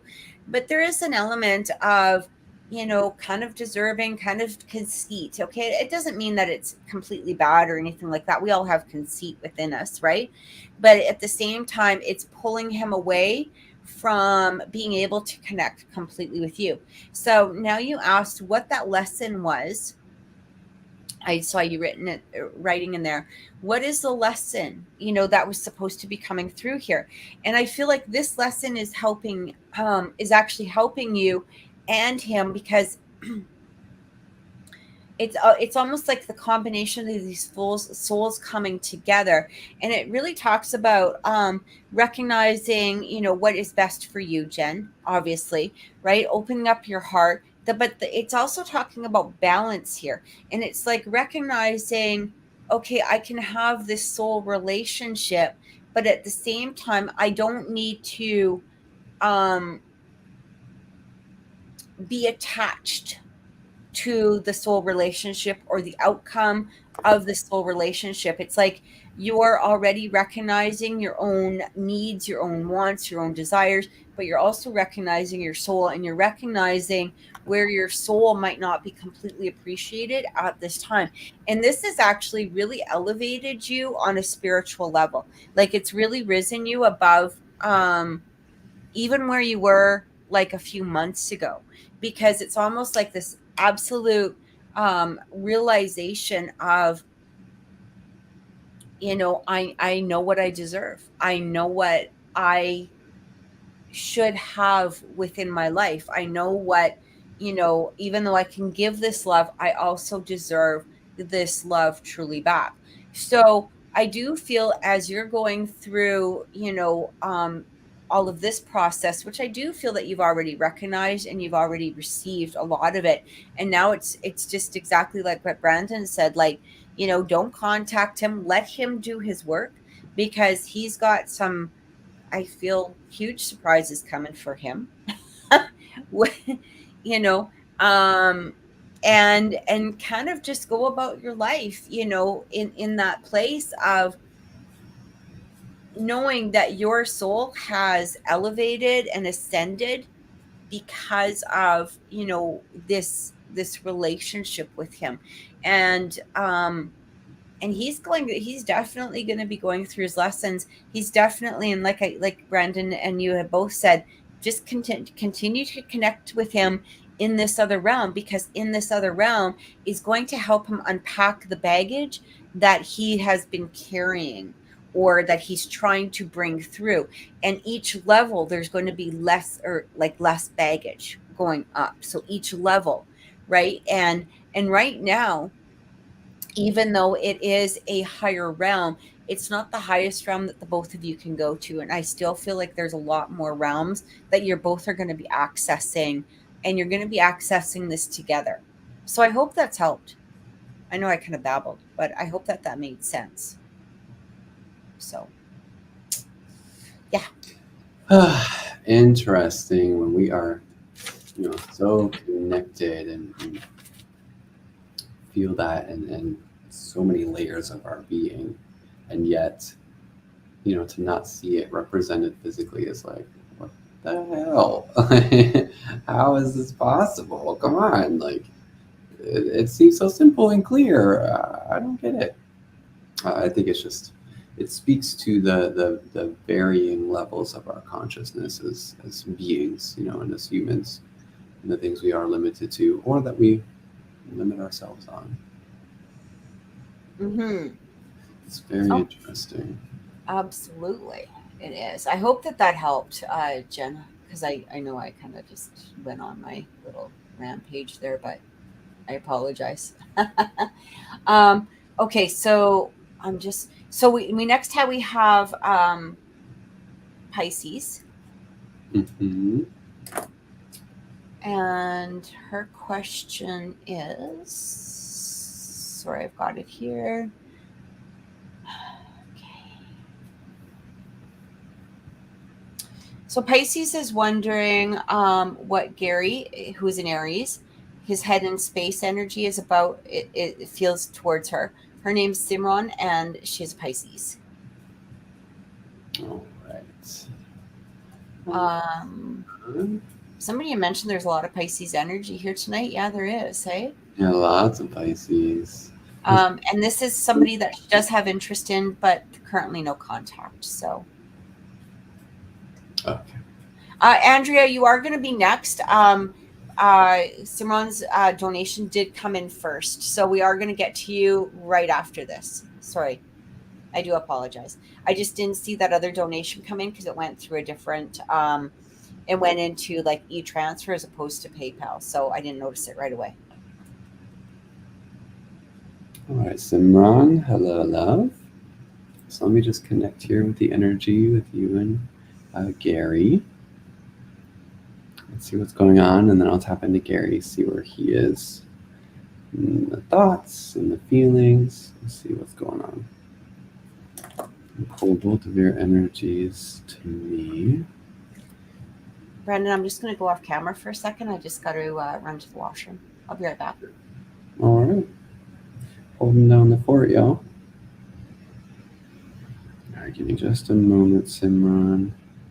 Gary's energy is a little difficult to kind of pull in. I got to do a little tricks, maneuverability to pull him in. Doesn't like to be caught. Let's see here.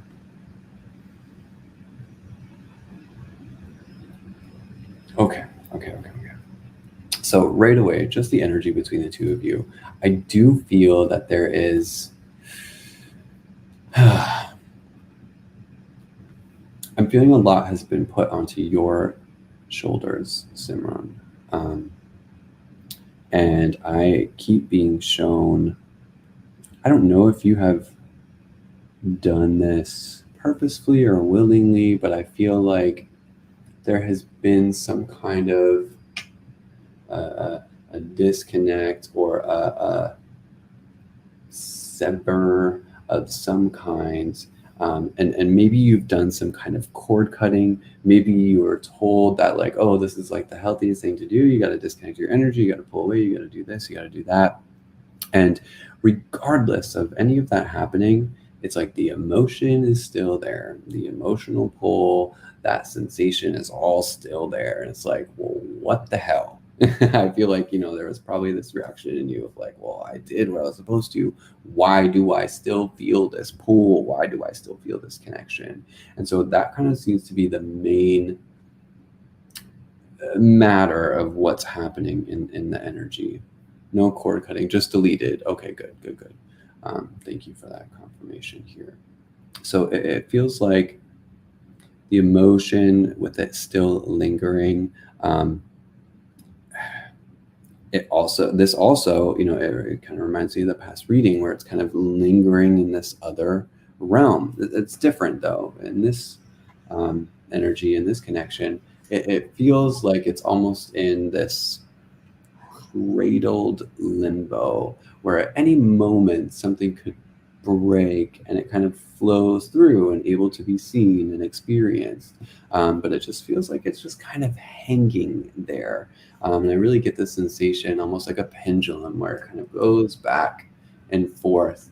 And I feel you have been kind of, I want to say victim. It doesn't feel that extreme, but you've kind of been victim to those feelings, the swaying of the back and forth. And I feel you have been affected by this. So let's look at Gary. Let's see kind of his thoughts. Let's look at his emotions and feelings towards you.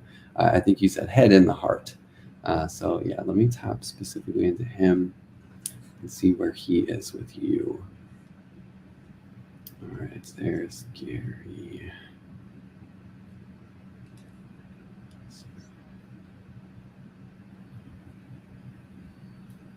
Okay, good. Okay, thank you. The first thing that I'm feeling is it does feel like the emotions are absolutely aligned up, which feels really interesting. Like there is an attraction, there is this feeling of like history, of roots, of reliability. Like he feels like you have been solid, reliable. I do feel, a physical attraction here as well. And I feel a lot of these have fueled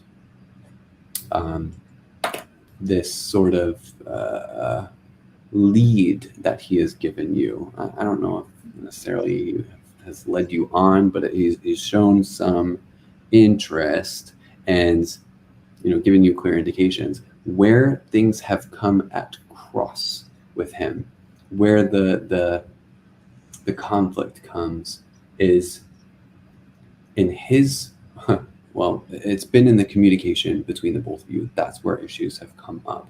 And what is difficult about this is that it's because of the ways that he has communicated with you, I feel that has caused this kind of rift. But here's the rub of it all, is that he feels like you're not communicating right with him. And I feel like you feel like he's not communicating clear with you, sometimes if at all. And so it is this weird, almost, I don't know, not stalemate, but it really is this weird phase of like him not admitting to his faults and you knowing like, hey, like I'm not going to keep subjecting myself to something if you're not going to be able to see it, and if you're not going to be able to act and show me, some sense of value, which I think you're doing the absolute right thing. But it's like he's almost taking the same idea and turning it in on himself as if, you're the one that's doing wrong, or you're not communicating right to him or with him. And so it just feels a little, I don't know why I want to say bastardized, but it does feel that way coming from him. There is a lot of headstrong ego, I feel, with Gary, and that does have to kind of get out of the way in order for the connection to really, really be felt. But the last thing, I do feel the emotion. Let me look at the thoughts. Let me look at that at least. And then I do want to ask Spirit one more thing just to kind of get clarity of it since they brought it up here. So let's look at where his thoughts are. So I don't feel like there has been a lot of thoughts, at least right now, or recent, because when I'm tapped into this, what spirit keeps showing me is like, oh, there goes it feels quite dramatic. Like I feel the thoughts being very dramatic, and they do feel influenced by this emotion too, which is, oh, there goes the chance that we could have had, and you buried my heart, you killed my heart, and blah blah blah. It feels a little dramatic, but I also feel, even behind all of that, even behind that drama, I feel him. There's like something. Oh my gosh, this seems so intense. I feel now it's like, oh, okay, cool. I cut him out, or I disconnected from. I think you said deleted him, and now he's like, the drama of like losing is there, and then all of a sudden, spirit is showing me like, oh, now there's this new revitalization again of like, oh no, now I want you, and blah blah blah. Now I want to be responsive, and it just feels very very hot and cold, like in a very different way than I think I have talked about this in the past, like. It's like 1 minute, total disconnect. Okay, woe is me. It's your fault this happened. And now, oh, but wait, no. I feel something now, and I feel like I need to respond to this. And it just kind of feels a little bit chaotic. It does feel a little bit all over the place. So, the last thing I wanted to ask Spirit here is, why is it relevant that you still feel these emotions even after having to delete him or create boundary, etc.? What is the relevance? Why do you still have those feelings, or why can you still feel that energy, etc.? I think it's important.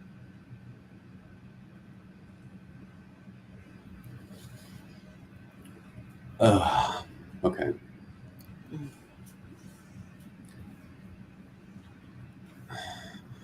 How do I phrase this? So in your life, Simran, I feel like you have been shown in the more intimate connections, a lot of people who have been surface level. And I feel that you're still feeling all of this with Gary to help your own self recognize the depth of feeling. And that's what makes Gary so interesting in your life, is because he has been both. He has been on the surface, and he also can genuinely tap into deeper feelings. It definitely throws you for confusion. And all of this is to say that I feel that there is a lesson to be learned here. And it is to allow yourself to become distant from the surface level. That surface, Simran, is not a place that I think you can ever live, because I just feel you absorbing so much of the world around you at all times that it's not something that's just shut out. With that being said, please be careful and conscious of substances. Just keep that in mind and use that as a barometer. But it's you're not ever going to really be able to rest and be happy on that surface. You have to have that depth. And so all of this is to help lead you and understand, okay, this is my realm here, and I can't bring myself to the surface for somebody if they're not even willing to meet me here, at your depth, at your level. So it's very confusing that Gary does both. I understand that, but I hope I've answered your question here about where he is, and kind of what's happening between the two of you. Because I totally, having connected all this, I definitely understand your confusion, and I definitely understand the mix of emotions that you feel with him, because it is tough. It's tough to figure out where to rest with him, because he's kind of all over. I'll let Kathy tap in here next, and then I'll look into see us reconnecting or communicating again. Okay, so I actually ended up writing a lot. So I do feel Okay, so I do feel that you did a lot of work, regarding this relationship. Like, I do feel that you were the one putting into the work, or putting into the connection, or trying to keep it alive. It was almost like, again, with his hot and cold behavior, that it was very, difficult for you, simply because of the fact that, first of all, I do feel you're very intuitive. So you do pick up on people's emotions. And I think that this did sort of confuse you to some degree, because of the fact that I do feel that you're in this place of, because you're intuitive, you do feel when there is trust, or compassion, or you do have trust and compassion towards other people. And I do feel that you made this connection with Gary for a particular reason, and I do feel Brandon kind of hit on it there, in regards to wanting to dive in deeper. But the thing is that I feel like you're also in this place of, you're done doing the work. You're done doing the work. And to some degree, again, this ascended you, in your own spiritual growth, because of the fact that you recognized a boundary. You recognized the fact that he lied. And I actually picked up that you did feel that he had lied before, like, if something was telling you something was a lie. Like, it was like you almost knew whether or not this was during the conversation or whatever it was. But I feel like it was intuitively knowing that something was a lie, or that something wasn't, connecting properly. Like, there's falsities coming through here. So, um, what I'm getting from Gary is, I do feel that he is a very self-focused individual. I'm also getting here, he is not emotionally aware of himself or other people. He can get deep. Okay, he can get deep. But at the same time, he doesn't recognize the fact that it's almost like there's this element of him that thinks it's okay to lie to some degree. Like, it's okay, though, I can brush it off. And I feel like this has been a pattern for him, throughout, maybe perhaps his life, or within relationships, or whatever it is. I don't know exactly what he lied about. But at the same time, I'm kind of feeling this energy from him that I don't think he expected you to react the way that you did. Quite honestly, I think that he's gotten away with lying from, with several other people, or again, throughout his life. And he was a little surprised at the fact that you didn't, snuggle cuddle him afterwards, or whatever. Like, it wasn't like, a forgiveness there, or whatever. Like, you actually placed the boundary. And I think that kind of shocked him a bit.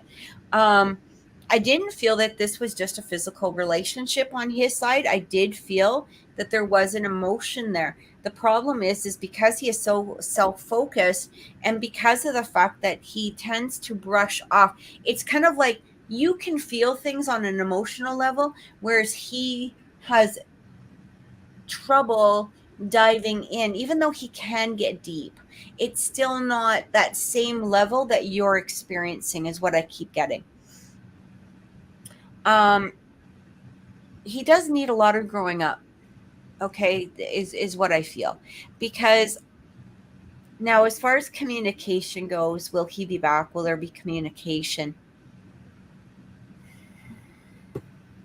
I do feel that there will be some sort of communication coming in. But I kind of feel that not much is going to be changed with him. I'm going to be honest with you. I feel like you're evolving or ascending much quicker, even though you're still tapped into his energy, or you're still missing him. I did get a longing feeling from him in regards to you, like a feeling like I'm longing for that connection in some way. But again, it's almost as though,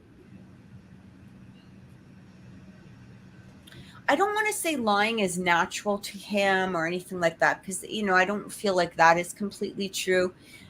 but I also get that he doesn't quite understand the concept of how much this is important towards a relationship, or how much this is important towards trust and communication, and just being able to put faith into a person.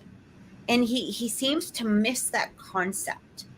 However, if somebody was to lie to him, he'd probably be like, boom, done. You know what I mean? How dare you? Like, he would take it like on a personal level, but he doesn't understand how important it is for when he does it. Because to him, it's like, well, you didn't need to know that, or whatever. Like, he finds an excuse for it. And this is what I keep getting in regards to him. Like, so I do feel like in some way there will be some sort of communication coming through. But I'm going to be honest with you, Simran, I kind of feel like you might have evolved past him by that point. Okay. I don't feel like this being a long time before he tries to communicate or anything like that. But I do feel that you might be at that point where you're just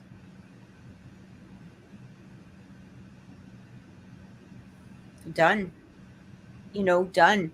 And I feel like the more that in some way that you continue to tap into your own energy, but also because you are intuitive, you can look.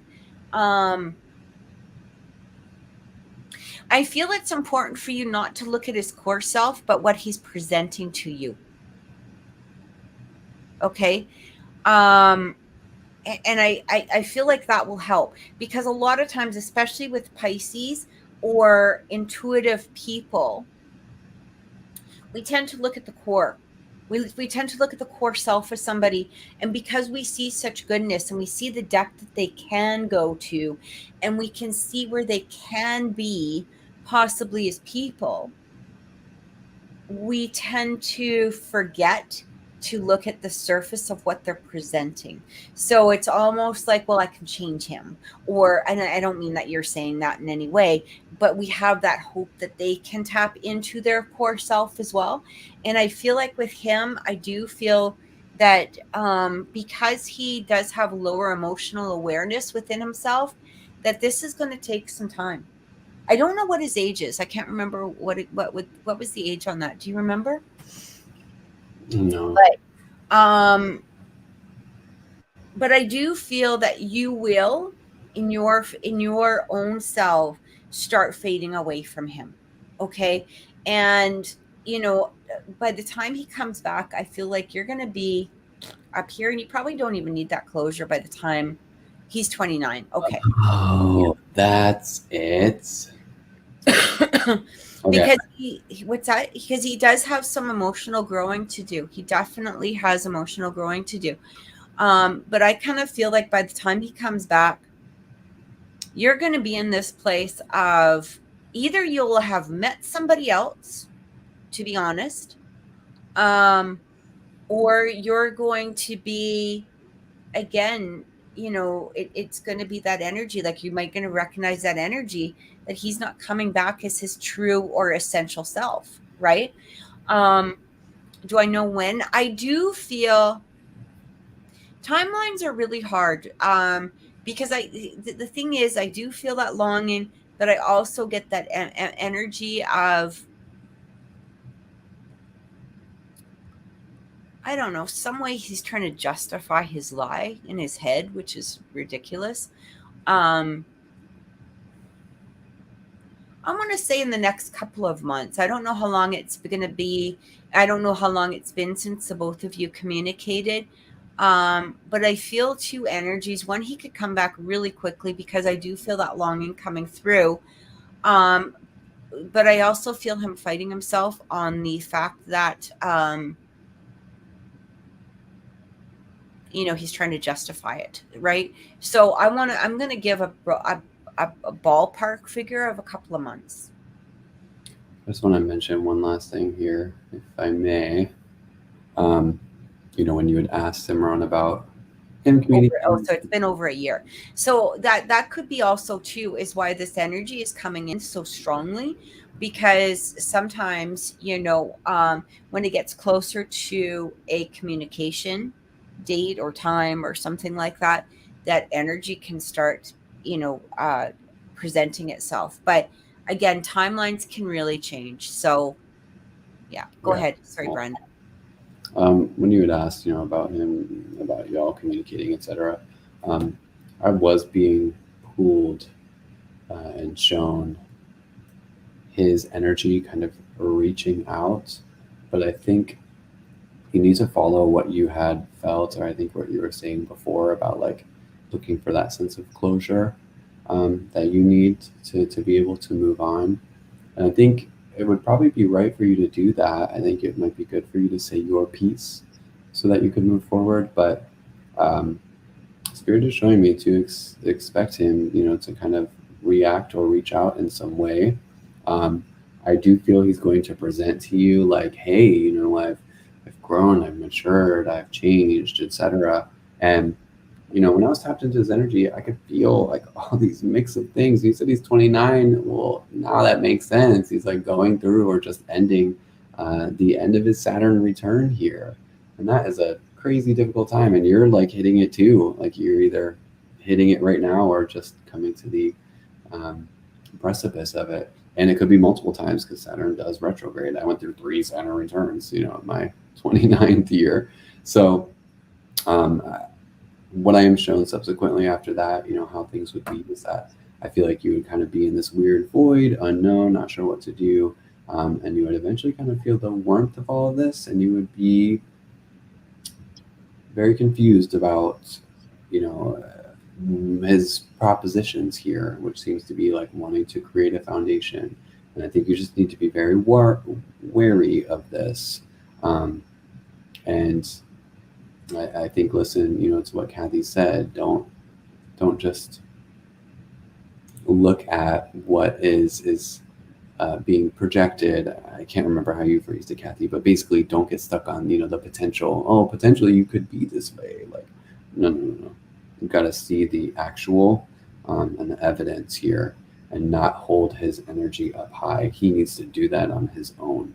And if he's not doing it, that's going to be your answer right then and there. So I just wanted to throw that in there. That's what I was connected with when you had asked about communication and reconnecting. Yeah. I hope that's helped. Yeah, so Andrea is next. And she is wondering, oh, sorry. Yeah, go ahead. What? I was saying, okay, Andrea. Okay. Okay. I was like, what? What's happening? Spirit, what Spirit is that saying in regards to people surrounding her in her life, like friends, family, relationships? Okay, so just the people, are they? Yeah, I asked for some more clarity on that because I feel like, like what exactly do you want to know, Andrea? I think that will help, because if we're tapping into, like, I mean, there could be 100 people in your life. I need to have, more definition on that as to what is it exactly that you would like to know, I guess, is the best thing to to ask, right? And you're so welcome, Pisces. I'm so glad that it helped. Yeah, if Andrea doesn't mind doing that, I'm just going to wait a second for her to feel you, Simran. I feel you feel me.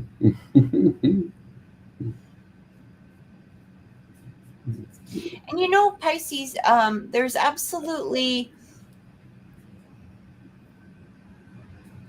there's nothing wrong for you. If you feel like you want to say your piece to him and move on, you can do that. You can do that in the spirit realm.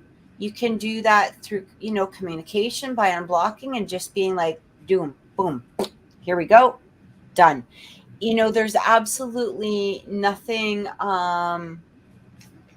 nothing wrong with that. Andrea, what would you like to know about them? Like, what, like, do you have specific questions in regards to that? What was the phrasing? I just wanted to know this. It's just sort of hard to do. Like, I don't know exactly what you want. You know what I mean? I feel her. What's that? I can feel her. I can feel her inquiry, and I can feel her worry about this too. Mm-hmm. I feel you, Andrea. I feel like you're seeing some patterns with people. I can feel you wondering and thinking like, oh my gosh, am I like surrounding myself with these certain people because of like some trauma that I have like deep seated in myself? Like I see you questioning yourself based on the people that are around you. That's a big one right there. You're questioning yourself just because of the people that are sitting around you. So let's just take note of that. All right, let's look at your dad here. Would you tell me your dad's first name and his zodiac sun sign or his birthday? I just want to channel directly into him without other interference, because I can feel a couple of different projections onto your dad. So I don't want to mix all that in. The Virgo, I thought so. Like I feel this, like I keep seeing and feeling this crazy image with your dad, Andrea. It's like I feel a zany kind of energy. Like I'm seeing this image of somebody like with their like hair going all over, which gives me this feeling of like a brain being like fried, like it was so focused on something and then it just short circuited, and I feel like that's all like stress related, and I feel this clear need, I feel a lot of critical attitude as well. Okay, I'm feeling a lot into him, so let me focus on your question and his thinking, his thoughts towards you.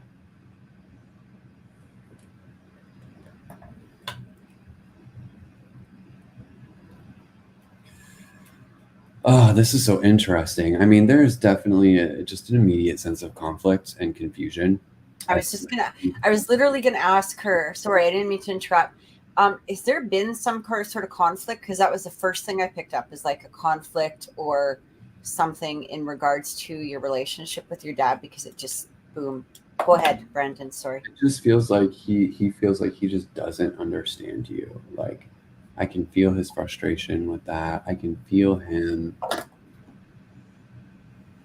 not knowing what to say, not knowing what to do, and so he relies back on older patterns, programs, etc., for the things he does not know, and that's where that short circuit comes from. The brain is fried, does not compute.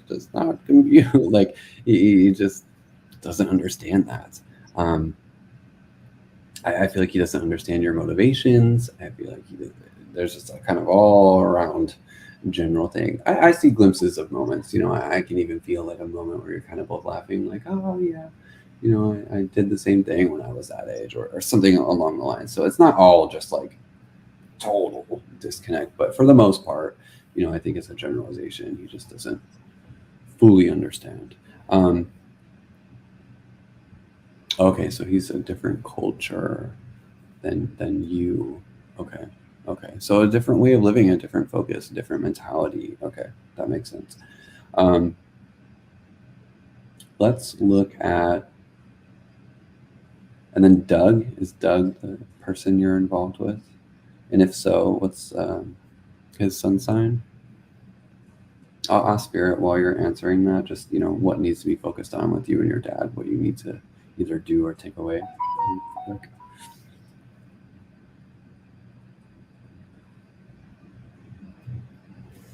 All right, so with your dad, Spirit is showing me that there does have to at some point just be this sort of acceptance of like, okay, we're different, and I'm just gonna let him. And I feel like you've kind of already done this a little bit, so maybe it's just an affirmation or a validation of what you've done. They're just like, okay, you have to accept your differences and understand, okay, we're not the same, and that is okay.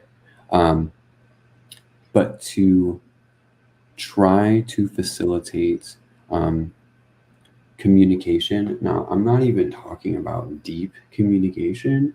I'm just talking about finding a way for the two of you to have sort of almost social niceties. But I'm still feeling like, I don't know why, but I'm feeling gossip for whatever reason. That seems like a realm that you guys can communicate on and laugh about. And I feel like perhaps this could be a very good way for him to be able to see why, you know, your different perspective and approach to things is valuable. And I feel a sense of validation coming from him from something like that. So it might not have to be like gossip. I think you understand what I mean. Is like that kind of level of communication. Like, don't sit here and talk about politics or, you know, things of like in depth.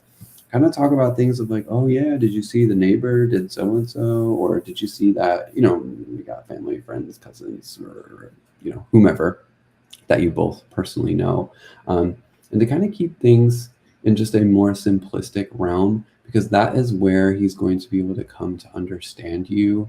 I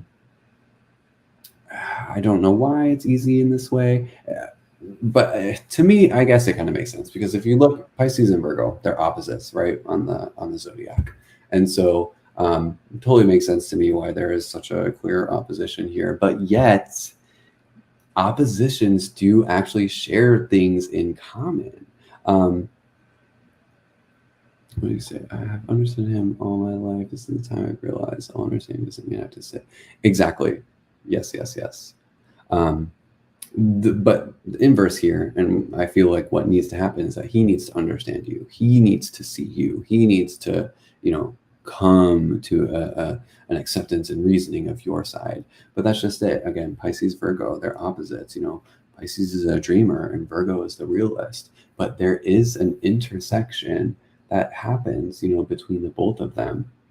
And I feel that that is, you know, in this sort of, I don't know, it's kind of like the surface level realm. It's kind of like the general happenings, you know, of maybe what people should be aligning themselves with or doing, or how, I don't know. I'll have to dig into that a little bit to be able to give you a more definitive answer on how that can happen. But like I said, Spirit is showing me just to kind of keep it at that pace of simple conversation here. And then you had said, Doug, okay, Libra. Let me tap into him real quick, and then I'll let Kathy connect. Let's see. Let me pull Doug's energy here.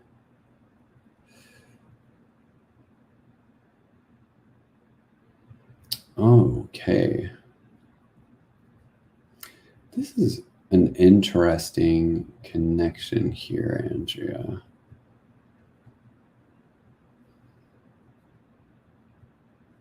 So there is just,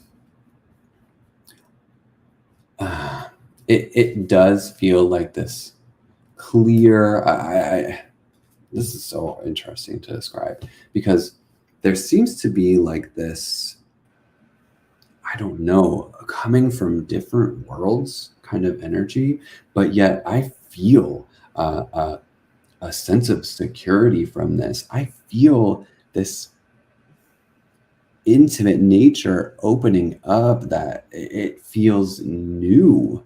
I'm feeling emotions that have not been felt before. Gosh, it's so interesting. It's like you are bringing him to, this is, God, there is a common theme happening tonight, and it's got to be with all this Pisces energy. You're bringing him down into a depth of understanding, and he is bringing you up to like this sort of social surface level realm. It's very interesting. You're like creating a sense of balance between the both of you, and it feels like, I don't know, you just, I see two different worlds, and it just works for some reason. It really creates a sense of harmony. I really, I'll say personally, enjoy the energy between the both of you. And I'm glad I look at the energy, because I feel like if I would have heard of this logically or seen it written on paper, I'd be like, oh, well, that can't work. There's no way. But the energy just seems very clear. As far as where he's at with you, let me look at where just his thoughts, his feelings are real quick here. It's so interesting. Like, I feel him feeling like he is a man that has become unlocked. And I do feel that there's like some skepticism here. Like, I do feel a little bit of like, maybe slow to get into that depth, maybe slow to fully anchor. And maybe that kind of already happened originally, but it's as if he feels like he is unlocked or opened up in some way by you. First time I've been through it. Oh, I love hearing that. That's why I don't understand why my dad can't accept that. Okay. So that's really where that point of contention is with your dad and Doug. So I'm going to feel into that while Kathy connects here and tells you what she's picking up on. Mm-hmm.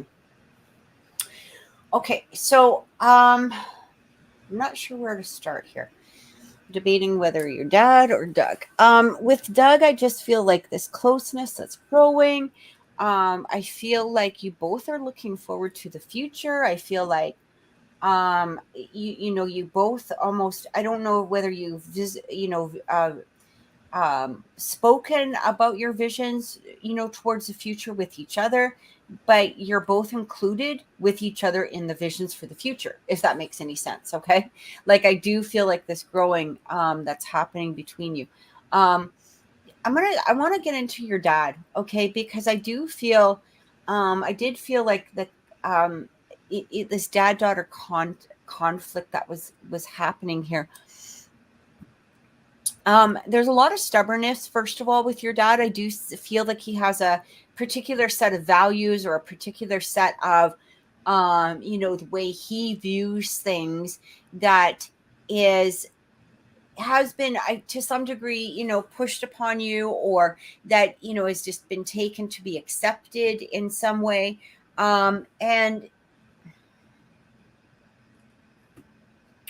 I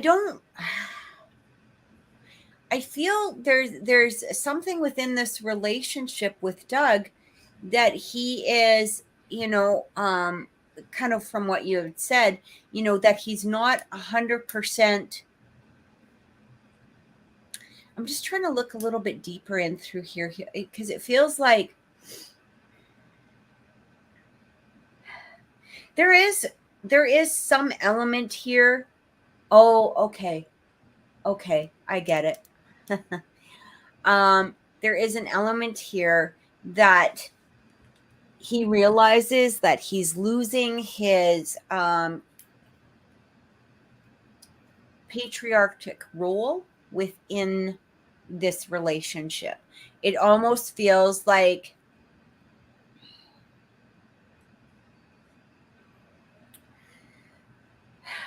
it's sort of that element of losing your daughter, but it's also that you're now listening to perhaps another man, or perhaps, I'm assuming that you and your Doug are going well, because I keep feeling like this really positive relationship. Maybe just confirm that in the chat here. Because it feels very, like there is a very strong relationship between the two of you. But what I keep getting is almost as though you're not going to be listening to your dad anymore. You've now, whether or not you're with Doug or not with Doug, or whatever's happening, your dad has lost that role. And it doesn't mean that he's lost the role of your dad or anything else, but it's like that realization that other people have more of an influence on you, and simply because of the fact that there is, a love or a stronger emotion. And again, it doesn't feel like,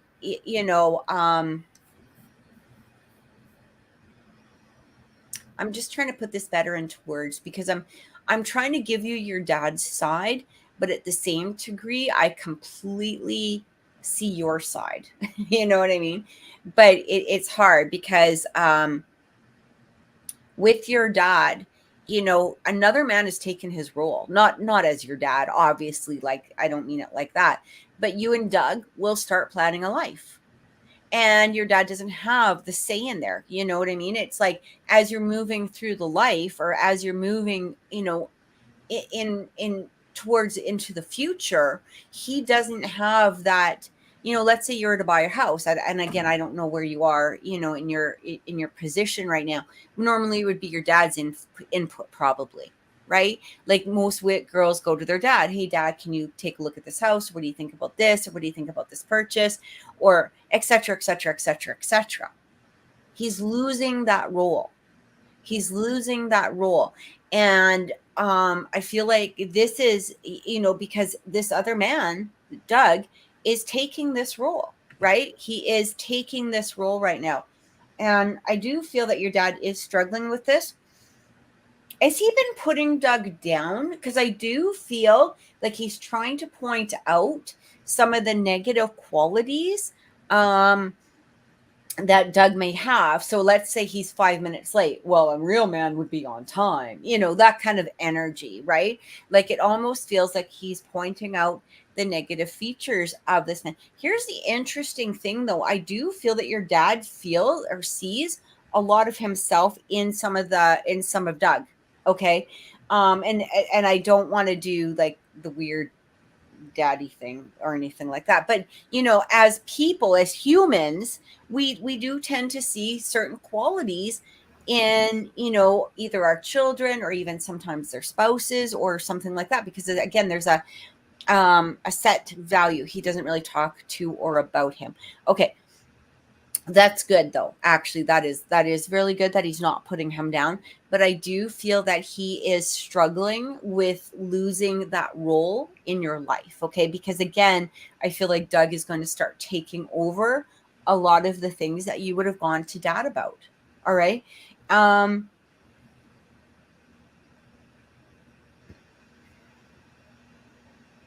Just trying to see what else is going on here.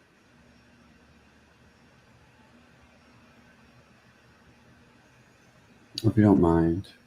Go ahead. Yeah. So just, you know, I wanted to answer from earlier, Andrea, you know, with this between your dad and Doug here. I do feel, you know, like Kathy is saying, you know, there's a clear just kind of dislike, and I think there's a familiarity that he sees, you know, in Doug that he has in himself. But I think there's a sort of generalization. I think he just sees him maybe as like, you know, maybe unreliable or flaky or something like that, not able to be trusted, because I feel like your dad can't really figure him out. Because I feel like Doug has like a charm and like so really weird, like strange luck. Makes sense. Like he probably just gets crazy lucky, and maybe he's lived a lot of his life on luck, and maybe your dad sees that like it's not grit and it's not, you know, hard work, and he didn't do this, like, you know, it's just lucky and blah blah blah. And I think he, you know, fears a little bit because I can feel the sensation of like it getting under his skin.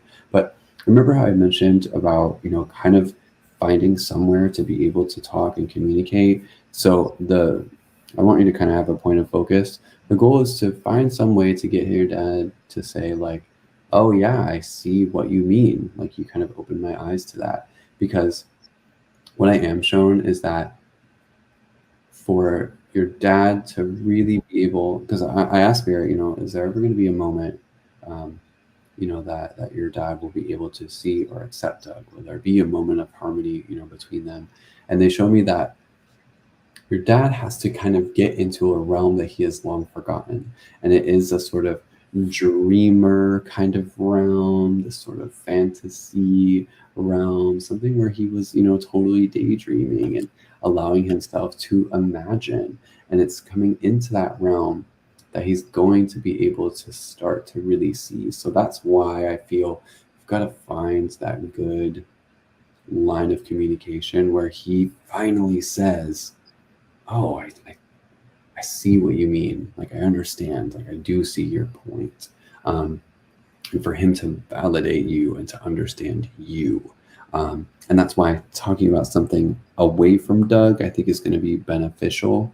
So that way you can start to get him to see things from your perspective, because it's not anymore, you're not a child. Yes, you may be his child, but you're not a child. You don't need him to answer everything. You don't need him, to tell you all these things, because you are an adult person that has their own perception and their own lens. Yes, influenced by him, but still of your own. And so for him to start to see that, to see your lens, to see you as, an adult person, that's what's going to allow him to start to see Doug in a different light. So start simple. Don't just throw him, into the Doug lake or the Doug ocean. Just get him to start familiarizing, seeing things from your perspective. And I do feel like there will be a sense of acceptance once that happens. Or, the other reality is like, he's just got to get into that imaginative dreaming realm again, because he has to elevate his energy, but really his consciousness, to be more encompassing and not so rigid and fine-tuned. So that was the last piece I wanted to mention.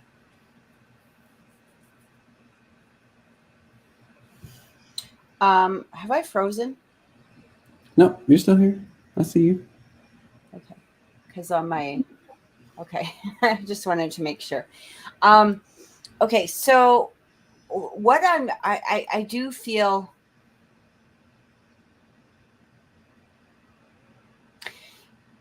I'm going to talk to you as a parent for just a second, Andrea. It is hard to let go of our children when we know that they found the relationship that they could be with for their life. Okay. Or that we know that they're releasing a bit of their heart, towards somebody else. That it's not an easy thing to go through, no matter what our age is. Okay. And, they're used to certain, maybe a routine or maybe whatever, communication or whatever it is. And it is hard. Like, my son is 17. I've got two older daughters. One is in a, long-term relationship right now. But, I keep thinking about my son when he's 17, and I'm like, God, I hope I can be a decent human being towards somebody that he dates, because I don't know if I will be. To be honest, like, I hope I will be, like I do.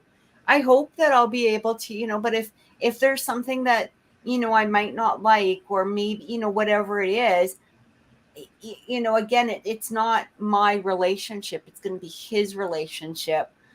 And, that might be hard, right, as a parent. But at the same time, I do feel that your dad is going through, because of the fact that I feel like he does recognize the fact that you are truly happy. I do feel he is a little scared, that there may be, like, he doesn't want it, because he is seeing you in this place of happiness. I do feel he might be a little bit nervous or scared about the fact that what if something happens? You know what I mean? So it almost feels like, I don't know what exactly he's, doing. Like you said, he doesn't really talk to her about him, but I do feel, like he's ready to protect you in some way. But again, as a parent, I just feel that it's a little bit harder to release, your child, right? You're putting your child into somebody else's hands.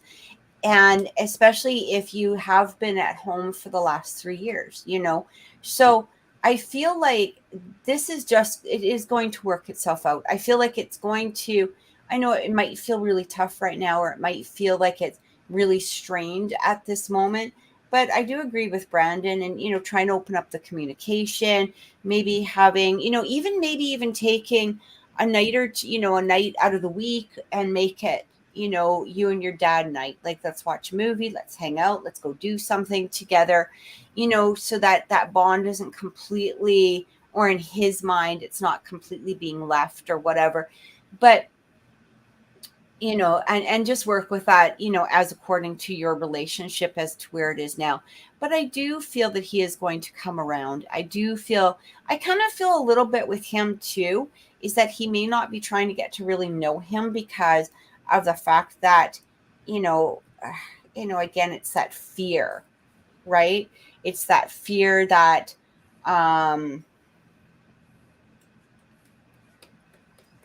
what if something happens? I don't want to like the guy and then have to hate him. But he feels that connection between the two of you too. So, you know, I feel like this is just going to take some time. Okay. So I truly hope that this has helped and has given you a little bit of clarity. Yeah. I'm glad. I'm glad that this helps. She says, thank you so much. Really depressed and stressed outside of the relationship with Doug. But these 20 minutes confirmed and put me at so much at ease. So, I mean, I feel like you guys are going to be fine. You know, he just needs some time. You know, he's a dad. And I feel like that's the thing, you know, it's probably being a parent is like seeing things over time, you know, even just being an uncle and watching, you know, my nieces and nephews grow over time, and the things that stay and the patterns that stay allows me to see, okay, this is like part of who you are, you know, like this wasn't just like a little phase or anything. And it's probably just a different frame of thinking, you know, from child to adult, like, oh, this isn't my, you know, little girl anymore, you know, even though it's still technically yes, but not anymore, you know. Yeah, exactly.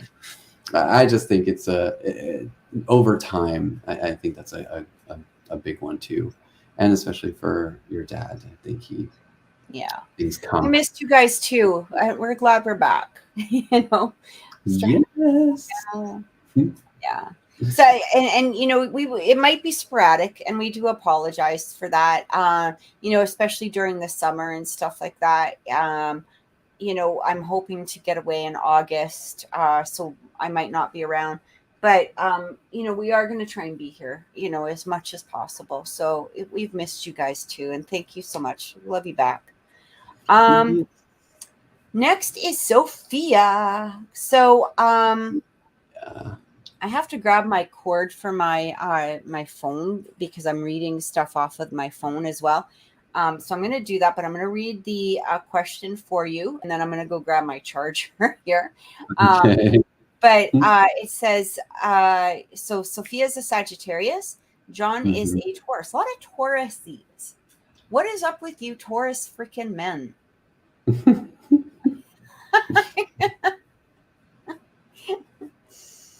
We're all over. I'm going to leave it there. She spoke to John today after he reached out to speak to her. The conversation became heavily about work, but how is he truly feeling and his intentions towards Sophia at this moment?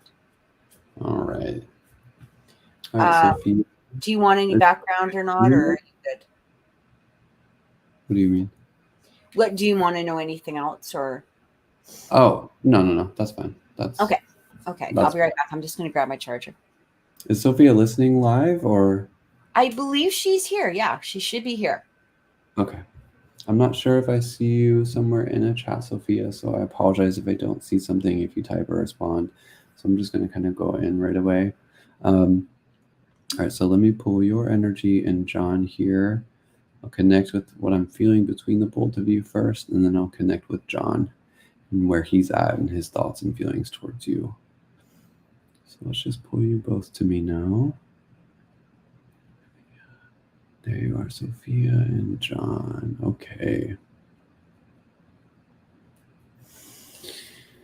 All right. So right away, I'm feeling very high activation of like psychic senses. Like I'm feeling a strong pull to third eye here. I feel like this connection has really opened up something kind of, I don't know, different, unique, something that is facilitating transformation. So I would be almost willing to bet that the moment that you either, knew each other or really connected, it seems like it's able to be measured, because I feel like all sorts of transformations started taking place. It was like the moment the two of you became vulnerable in some way with one another, it was like, oh my gosh, like I just see darting and flashes of light and things going by quick. And, that might be things going on around you. That might be him, darting in and out of the picture and in and out of focus. And it feels like it just really created almost like this chain of events, or like almost a little bit of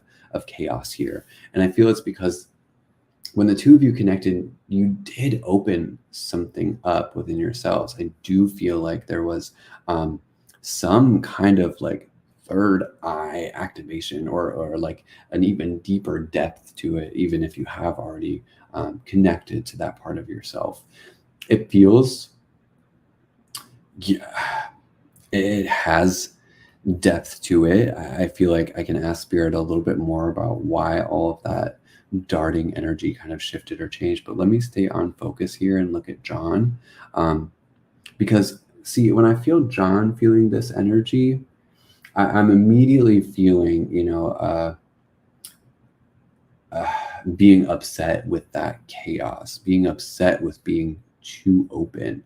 Yet I feel him also really enjoying and loving, affection and relationships in general. So I don't think that that's the real problem here. I just feel like it's whatever was opened up or created has kind of caused it. Let me just focus on John real quick, where he's at right now and his thoughts and feelings towards you.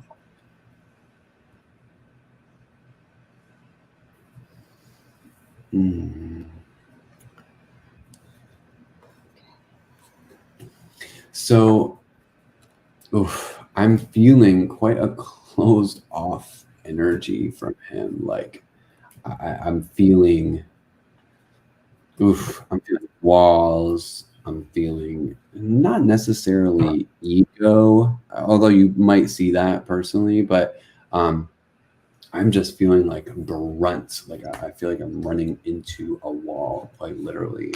And what Spirit keeps showing me is that it's like he really has cut and buried this whole part of himself, and trying not to let himself feel things. But I'm not convinced that it's like just all said and done with him. Because I feel like if it was just all said and done, I don't think he would have, quote unquote, buried or suppressed anything. You know what I mean? Like it just would have been like, oh, it just is. It is what it is. It works or it doesn't work, or blah, blah, blah. But there still seems to be an attachment to this. And I think it is because something that was awoken in him, did intrigue curiosity, but it was something that he could not control. So you probably heard him say things like, I don't understand this, or maybe he just outright said, I don't understand you, or, you're not understanding me, you're not coming at me right, things along that line. Because it was something that he could not mitigate or really control, or understand. And therefore, it seems like he kind of did the opposite, like, oh, I don't understand this, so I'm just going to close it off and disconnect from it, when his heart and his emotions were saying, hey, there's something intriguing here. So it does seem to be mixed. I'm going to ask Spirit one more thing here, and I want to look into kind of the desire, the soul's desire, in connection with you, to really see, since I'm feeling all that buried stuff, I want to see what's underneath, even the brain, even the emotions. I want to get to a core here with him and see what's in that realm within him. One moment.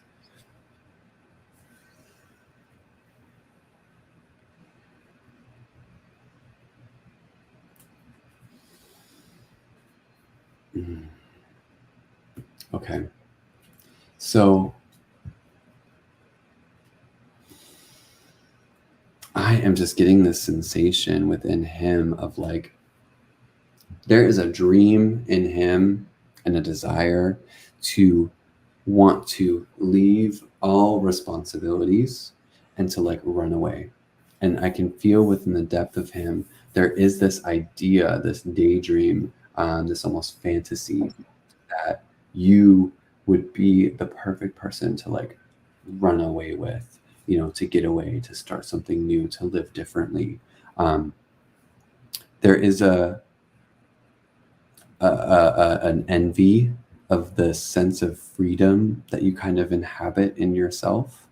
And there is this feeling of like not fully being able to understand it. Like you're able to do things and latch onto ideas and see, you know, really right on target with things. You know, like you have an expectation, and then the reality of it matches the expectation.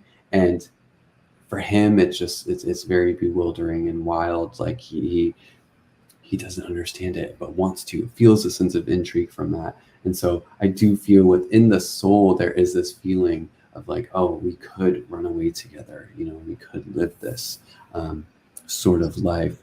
But that part, obviously, you know, I think that's what I'm tapping into, is being suppressed. You know, when you did connect, all of that stuff that opened up, you know, the darting energy and the things moving around, I think were all things that were backed up from his own subconscious and suppressed intuitive notions, feelings and emotions, all sorts of stuff. And so all of that darting around energy, you know, are things that were coming up with him, and it was putting him in a sense of being out of control, and therefore he had to clamp it down, tamper it, and find a sense of control for himself. And I feel like that's why you're getting met with a wall right now, is because, you know, it's something, the connection with you is something he can't fully understand. And unfortunately, he's in an attitude and belief where if I can't understand something, then I just have to move away from it.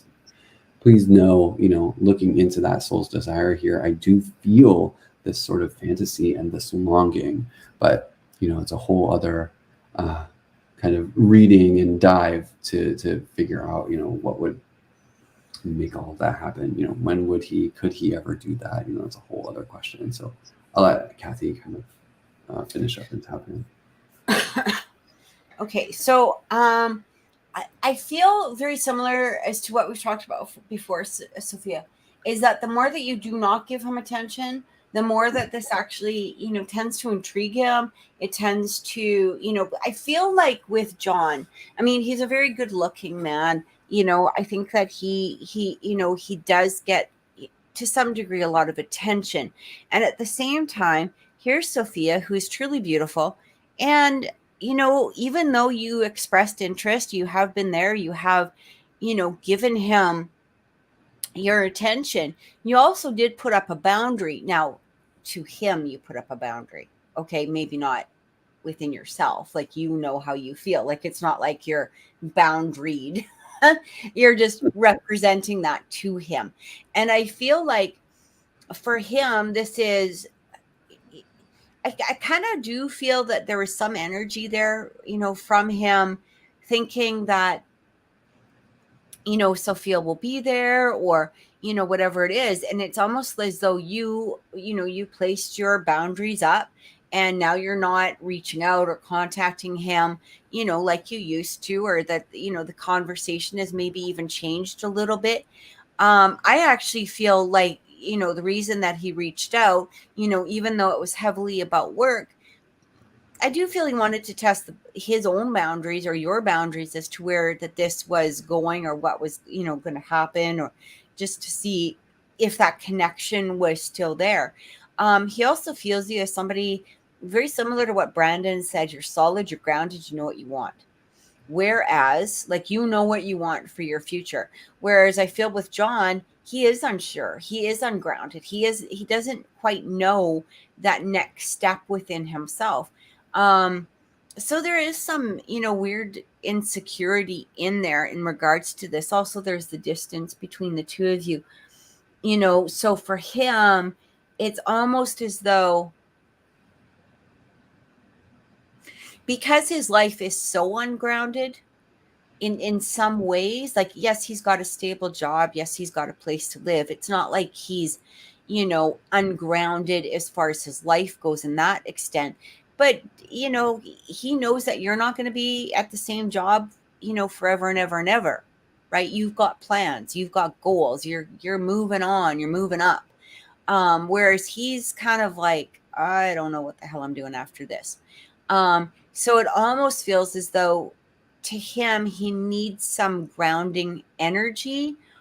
And that's why I feel like, there are parts of him that are very hesitant because there is that long distance between the two of you. It's like for him, he's like, okay, is this another unsure thing?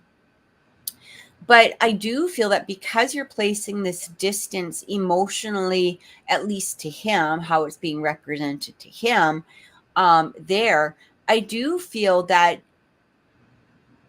he's now in this place where he can really start to tap into his own feelings, tap into his own energy. And I feel like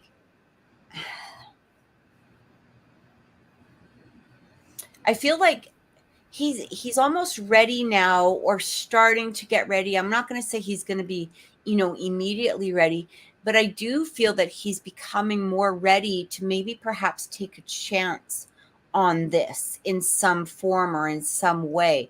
So I still feel more communication coming in. It may even go more into the non-work element, more into the personal element. I feel like right now is his way of still having that connection, but it not getting personal, I guess, if that makes any sense. He still wants that connection, but he's hesitant about the personal, because it's weird though, because you had, I know it kind of feels to you like you're the one, or he, I had a train of thought there. Just give me a second to catch it again. I know that it kind of feels like for you that, he might be the one that's sort of pulling back and all of this stuff. But the fact is that the fact that you pulled back really surprised him. I think it really I don't think that he thought that you would disappear, that you would give up on him. And I know that now that he's had that chance, I feel like he doesn't want you to give up on him. I know that he had said at some point, like, what was it, reaching for the moon, or I can't remember the exact expression there that he had said, but kind of like maybe there was a pipe dream or whatever. I don't feel that that's so strongly anymore. I do feel he's going to start reconnecting and wanting to reconnect. I still feel it's going to be really important for you, though, to maintain the energy that you're in. Maintain that energy towards him where you're a little bit distant, you're not giving a lot, because it feels as though this is something obviously that he has to make that decision about. I wouldn't even be surprised if he asks you when your next trip to the States is going to be. Yeah, Sophia and John, between the moon and in New York City. Yeah. Thank you. Yeah. So I do. I feel like, just keep letting him come forward, maintain your distance, Yes. maintain that energy. Because I still feel him like creeping towards you is what is happening here. I do feel what's that? Go I ahead. just saw this vision that, I mean, it's very astrological, but it's like, he is the bull and you are the red target, the red blanket. Yeah. The bull just stands there. He doesn't charge at first. He just stands there and eyes everything up, kind of waits for the right moments, and then boom, just kind of out of nowhere, he comes forward. I think it's a very exciting energy. Again, all of that kind of darting back and forth energy. I think you're going to keep seeing that recurring for sure. It's like one moment, nothing, and then all of a sudden, boom, and then probably stagnant, stop. Oh, I missed the blanket. I'm going to pout about it for a second. Pull my hooves kind of thing. Like, I'm really very clearly seeing that kind of energy. It's funny. But it is funny astrologically too, Zodiac, Sagittarius, the target, Archer, and of course Taurus, the bull here. Unpredictable energy for sure between the both of you. But yeah, absolutely what Kathy is saying here is, I think is dead on. Wait for him to approach, wait for him to kind of size everything up, figure out what in the world is going on. And you're just there like, oh, la, la, la, it's about time. Yeah. Because I feel like when he recognizes that he already knows the energy is there between the two of you. It's like I said, when he was, when you went and visit him the last time, or not the last time, but the time before, when you guys got to actually spend time together, that affected him very deeply. And I actually feel it took him a little while to get, over or past that energy.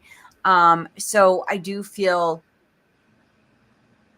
that when you pull it away, he wants it more. Okay, pull it away, he wants it more. So he's gonna, make his way towards you, is what I keep getting.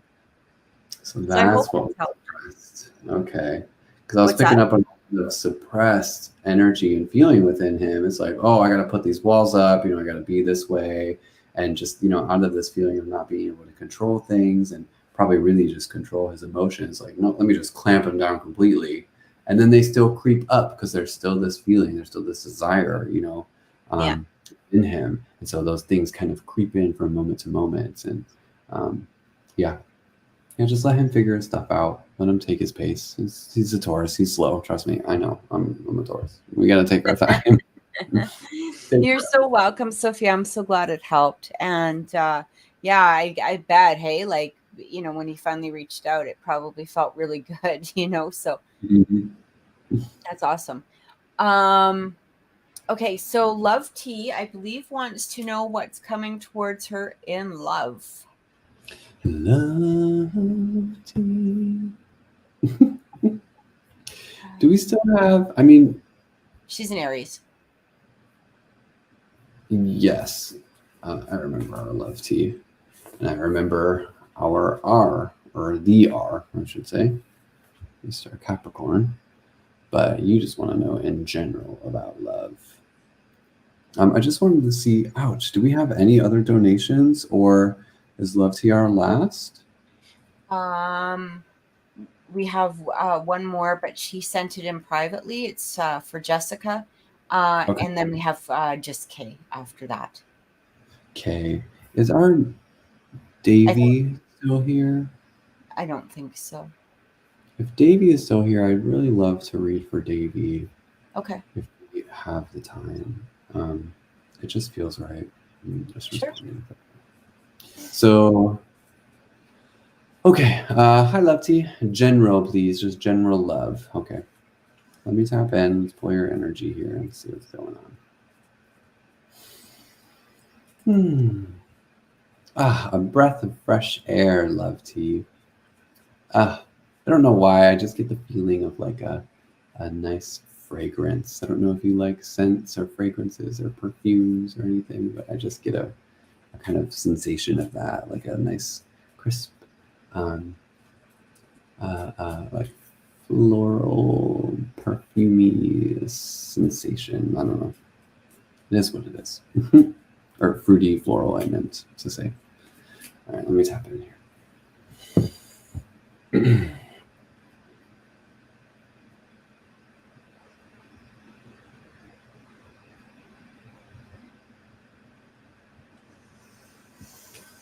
It's fun to say that. Love T's love life. Okay, love. So I feel like I am feeling. No, I don't feel like. I know what I'm feeling here.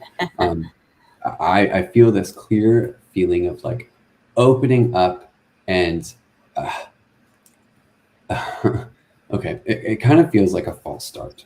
So let me explain all of this. It's like, okay, I feel this new sort of refreshed energy of like, oh, yeah. You know what? I'm ready to go. Like, something has happened in my past, and I'm not going to stew in this. I'm not going to stay stuck here. Like, I found this new part of myself and I'm like ready to go. And then all of a sudden I feel like you kind of hit like fog or something. You're like driving, you started your road trip. The road trip, synonymous with like, let's approach, love and this new idea of love life and let's move forward. And you've really hit fog.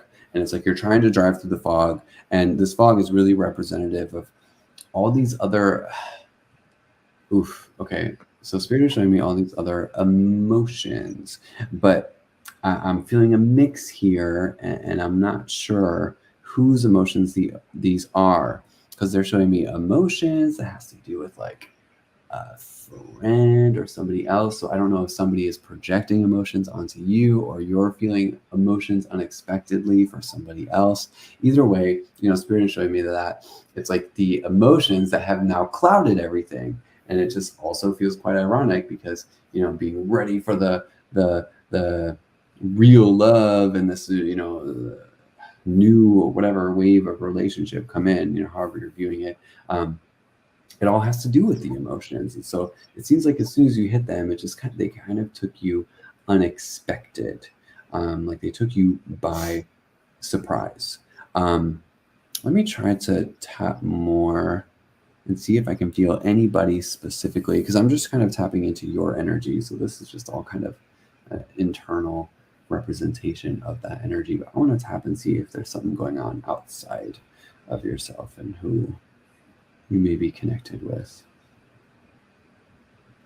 or who may be connected to you.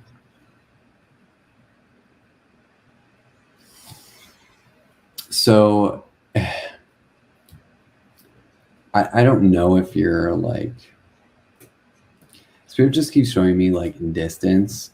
I don't know if you have like talked to somebody online or something like that, but I am just feeling this like love at a distance.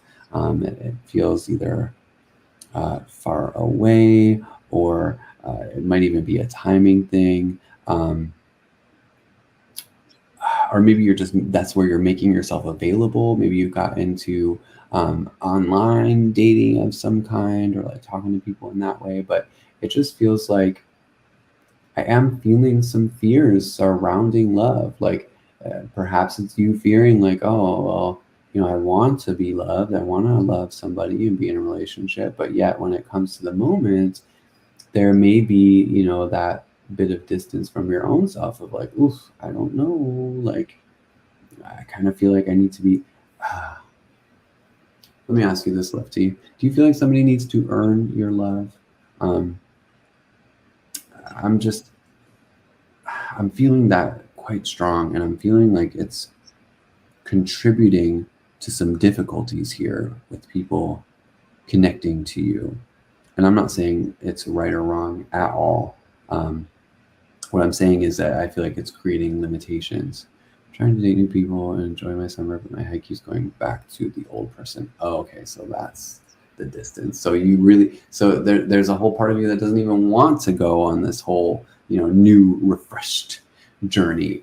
So there's probably that sort of reluctance there. I am still feeling that sense of earning, though. Let me address that real quick. I feel like you're creating you have a clear idea of what it should feel like in your mind, etc. And again, I don't think that is wrong, but I think you do limit options, and maybe there's a part of you that is doing that on purpose, so that you don't have to fully let go of the past one. Maybe there's still that kind of emotional pull or safety there. I find it hard to open up, and the guys do sense it. Yes, that's exactly it. Because I kept hearing in my mind, like I could feel and hear this sensation of a guy like, oh, well, I'm not going to sit here and like keep responding if you're not going to open up to me. Like, and I feel like there has to be a give and take, a mutual opening with each other. And it has to be, for any relationship to work, we got to be vulnerable with each other. But why I'm saying that I don't think this is right or wrong for you to be this way or not, to have that approach. Like if that is, what you want, and if you want somebody to show you and prove to you, that they are genuinely caring and, do want to genuinely know you and not to just date a body or somebody, I think that is important to establish. But I think for you if you want to keep dating others and to be met with a little bit more possibility, to find a way to verbalize this difficulty opening up without saying, oh, it's hard for me to open up. find a way to verbalize this. And I can help you real quick right now, just brainstorm some ideas, which is like, yeah, I may be, I don't know, again, if this sounds like such an online dating profile, like some Tinder or something, I may be a hard nut to crack, but once you get inside, I have a sweet sense of like, I don't know, that seems a little too much, but my point being is like, find a way to like say like, I know my worth and I don't want to lower that, for just a body or just a person. I want depth and I want seriousness. Find a way to verbalize this in a way that lets people know right up front, like, hey, it's not easy, for me to open up to people. But once I do, this is what you can expect to find. Or something along those lines. Just I think find a way to verbalize this sense of being harder to open up. So I feel you're in a good place, but to be dating, quite honestly, I don't feel like the past connection is going to hold you back or keep you from anything in particular. You may feel yourself wanting or subconsciously drifting there, but it's not going to hold your energy back. And I think really everything is dependent on is just kind of where you are in yourself, your own energy, and what you're putting out there. So trying to find ways to verbalize. And here's one more reason why I think that this would actually be really successful. What Spirit is showing me to be that, to find a way to verbalize this is that you're giving a sense of vulnerability right then and there, by voicing it in this way, by voicing, it's hard for me to open up in a fun and sort of flirty way. You're creating a vulnerability because you're admitting something about yourself, but in like a cool way, in a way that just sort of like, oh, that's very subtle, that's very like, but if the right person, reads into that and they understand it, you already know, oh, well, they're intelligent and they already understand something about me that is like, it's so hard for a lot of other guys to understand. And so I think it's a really good gate, to keep in front of yourself to allow the right person to come through, or threshold, for the right person to come through. It'll block out all the ones you don't want to connect with, and it allows somebody, with the attributes you like, to get through that. So I think you're in the right place. But I think it's just a little bit more refinement in what you're putting out and projecting out there will be able to help a better reception. And then once that happens, then you'll be able to really feel into the connection and figure out, oh, does this work or not, etc. But we got to get to that point first. We got to get to that mutual reception point first. Okay, sorry. Go ahead, Kathy. No, that's fine. So one of the things that I actually did pick up on, are you going back to school? Because I kept hearing something about new semester, new term, that sort of energy. So I don't know if you're heading back to school or something like that. I do feel like there's some sort of fresh start that is coming to you towards around the time of September. Okay. One of the other things I really picked up on is it feels as though you're taking charge. You got your boundaries set. You're ready to move forward. I do feel, though, you're a little boxed in your energy. Okay.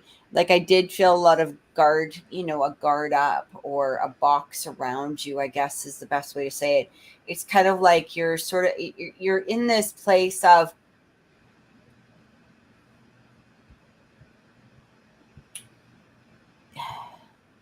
if you want me to, give you room to come in, you're going to actually have to like earn it or deserve it or, place that energy. I do feel there is that. And this is not a bad thing. This is not a bad thing at all. Like you're taking charge, right? I'm also hearing something about a surprise coming through. This could have to do with the new term. I feel like don't be in a place of expectation. Okay. I feel like this is going to be really important to you or for you.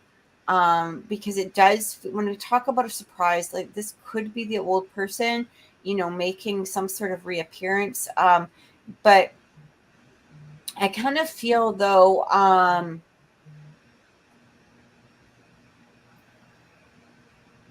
I don't feel that you really need to let that box down, okay, or that wall that's surrounding you down.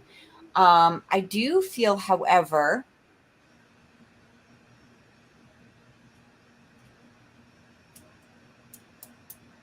let me just phrase this correctly.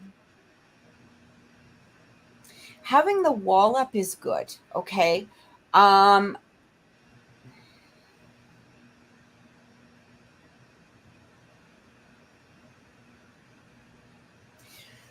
But just be careful about who you're not allowing into your space.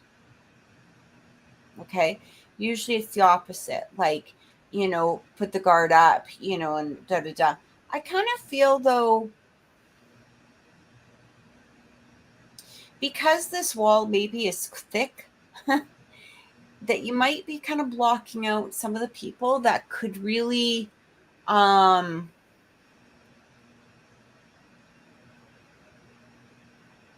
bring back a lot of things that you sort of lost, like the self-confidence, even bring in some healing, some fun, just little things like that. Like I feel like, let them get to know you. But again, you don't need to go spilling your guts. You don't have to worry about the fact that you're not being 100% open. I like Brandon's idea about letting them know that you're a little closed off, you're more reserved.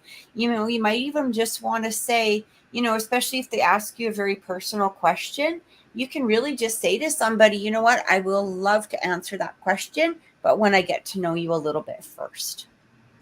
Done.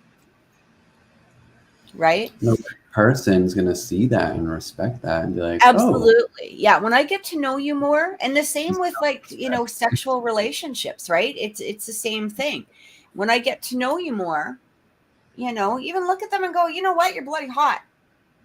That could happen, but not tonight. When I get to know you, because, sex is important to me, or sex is sacred to me, or whatever, however you want to phrase it. Basically, you're saying, excuse my language, I hope this doesn't offend anyone. I'm not going to open my legs for just anyone. You got to earn that, dude. Like, bottom line, right? Don't say it that way, though, because that could probably not be the best way to phrase it. But this is what's going through your mind as you're saying it. Right. And I do get this energy. There feels like there's somebody, I don't know if you've met somebody, because I keep getting this energy that's coming through. I don't know if from one of those dates that there was somebody that really you might even reconnect with. I don't know. It just feels like there's somebody around you. I don't feel like it's the old person, from school. I feel like this is a new energy, and I don't know if this person is trying to come in or if you've actually already met them, because it really feels like they're kind of standing on the sidelines, sort of waiting to see if the wall goes down. Now, I mean this in a metaphysical phrase, not in, true reality. Like they're not outside your house waiting for you to open the door. Or I don't feel like, like they're, but it kind of feels like energetically, it could even be on a spiritual type of side. It kind of feels like when that time is right, when you've gotten to that place where you feel comfortable opening yourself up to somebody, this is where they start to take those moves forward. And there is a part of me that kind of feels like you might have already met them. Maybe you did go on a date with them. Maybe they're a friend or something like that. But, is your best friend a male? Or, somebody that you're attracted to? Because it kind of feels like they're, I don't know. And hovering energetically. So again, I don't know if they're in your physical field, meaning that you know them or that you know of them or anything like that. But it's almost like spirit will bring them forward when you're in a place of ready to accept them, or, take them or allow them to come through. So I hope that that's helped. Oh, you went on several dates. Well, there you go. because it just feels like they're waiting, like either waiting on the sidelines or they're waiting, to see where you are in this energetic place. Is she ready? Because I feel like this person isn't messing around. Like I kind of feel like they're in this place. Like I can be patient. I can wait. I can, whatever.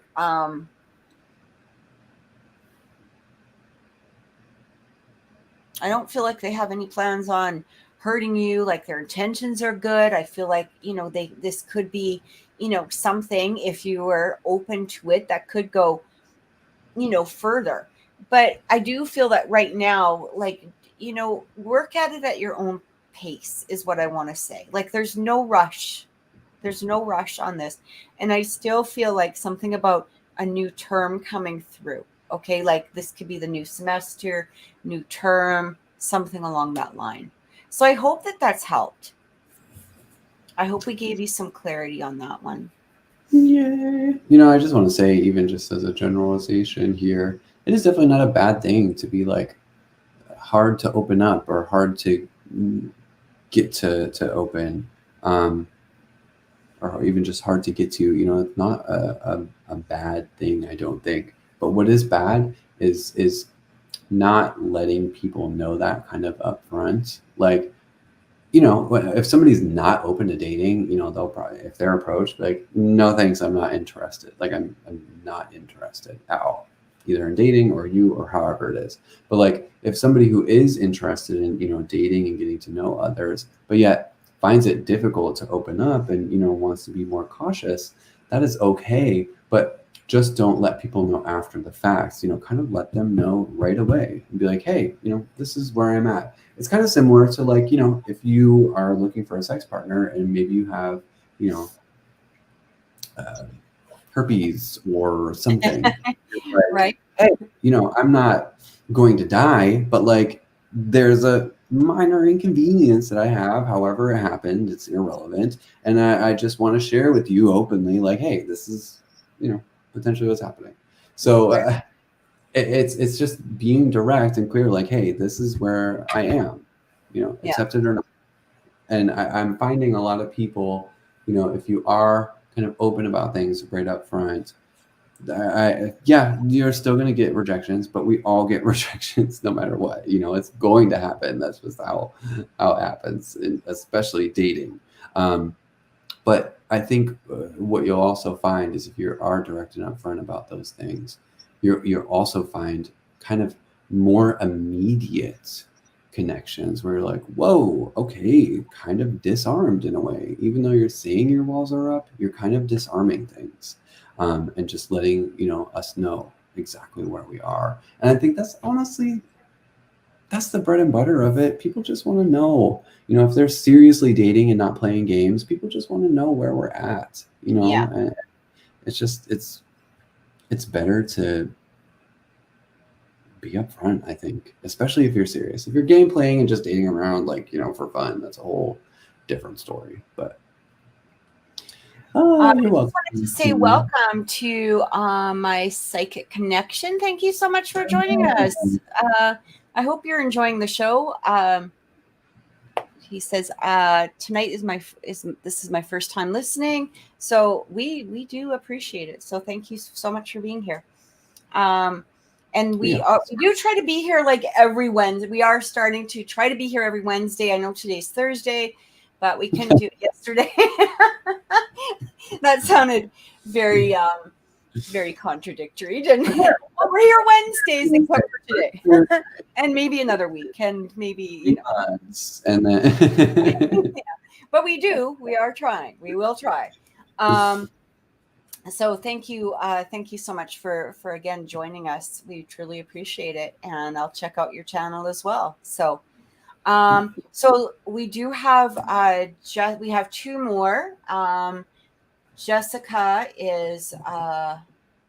has asked anything on Nico and Tim or Tim. She hasn't heard from either of them. Do you feel anything, or is there anything else coming my way? All right. It's funny the way you phrased it because it sounds like Nico and Tim are together. Yeah, no, it's two separate energies. With Nico and Tim. Ooh, I don't know. Okay, let's stop in. Let's see what's going on here. I guess, let me just get to the bread and butter of the matter, which is she wants to know what's going on in regards to herself and them, right? Not just what's happening in their lives in general. Yes. Sorry, Kathy. Okay. Okay, say that again. Sorry, I was just typing. She wants to know not what's going on in their lives in general, but as far as it pertains to herself. Is that correct? Yes. Okay. And if it's not them, do you see something positive coming in her way for love, that kind of thing? Oh, so she just wants to know love. All right, cool. I'm not going to tap into them specifically yet. Let me tap into her first. Let's see what's going on.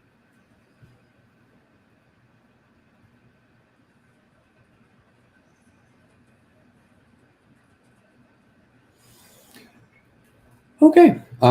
So right away, Jess, I do feel this. This is very interesting. I feel like there has been a state of expansion happening within your aura, within your realm. So I'm specifically tapped in your love life, love energy, what is being projected from you. And I feel like there's been this moment of just your aura has extended, which is really showing me that it's okay, cool. I want to kind of make myself available, right? I want to kind of open myself. And I feel that this is a direct result. And then also it seems like there's an indirect action of oh, well, it seems like, this whole other male has crumbled, fallen apart, very seems like a kind of tower moment. And so I feel you receiving this internally like a little mixed message, because I can feel you focusing on yourself and really trying to do something that's healthy or to help yourself move forward. And then all of a sudden I feel some kind of negative moment or reaction with somebody that you were interested in kind of happen. And I feel like it's kind of giving you a bit of a mixed message here.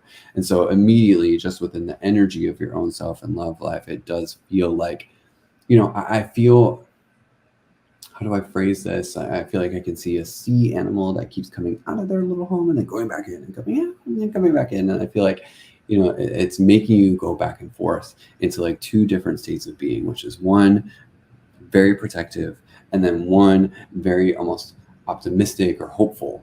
And I feel you vacillating between the two. So I don't feel like there's a constant within yourself right now. It doesn't feel like there's anything to rest upon within yourself right now. And so I feel like it's creating this little inner storm of chaos. And I feel like, I think this, as we feel things inside, they get reflected externally from us. And so you probably are seeing something similar of that nature. So that's what's happening internally. Let's look at, and let me ask Spirit here, what may be coming your way. And that way it'll help me be a little bit, it'll help me get specifics if one of the guys that you had mentioned are coming in, so that I can ask this in an unbiased way, because I don't want to taint that perspective here by forcing a bias in my question to Spirit. So let's look at what's coming towards you.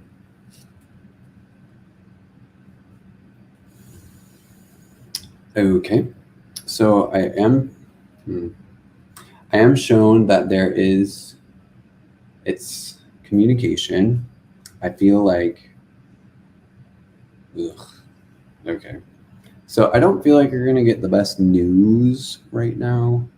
I'm being shown that you're going to get some kind of communication that seems very unsure, feels very distorted in some way, feels like somebody who is mentioning something that just doesn't even seem relevant to what has been experienced between the both of you. And it seems like some sort of disconnect ending of some kind. So that feels a little bit frustrating. I think you may feel a little frustrated from that, but that's just kind of showing me right away, that I think it's one of the guys that you had mentioned. And I feel like it's going to come with a moment of a disconnect. There seems to be relevancy to this. Yeah, I know that might sound like bad news, but there seems to be a point to all of this and what it's like leading to. So I am shown that clarity ensues, of course. I have said this. I remember I said this a long time ago, and now this moment is finally coming.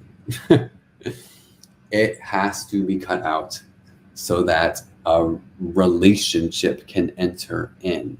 You know, Jessica, you can disagree with me all you want, but I know that you are feeling like you can feel like you are on the precipice of a relationship. Like I know that you can feel it. It's like you feel it in your bones, you feel it in your soul. You're like, I know this is coming. And I think you're getting too focused on the exact people and not focused on the feelings and the value or the worth, one, of your own self, but two, that they show you of themselves and give you and make you feel.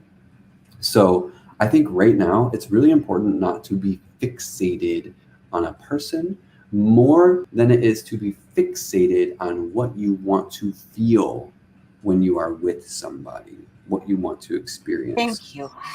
What is I literally just said thank you. Yes.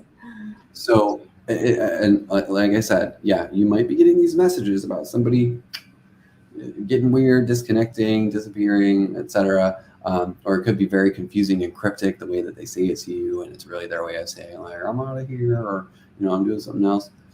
The loss will hurt, it's not going to feel great, but I know you're going to be able to bounce back quite quickly. But please understand, I literally asked Spirit, because I'm like, there's something else going on. I can feel it. I'm like, what is the purpose of all this? What is the reason? They showed me to unlock a bond to flow in. No, to ride in is how they show it to me. Like literally like knights in armor on a horse, like riding in.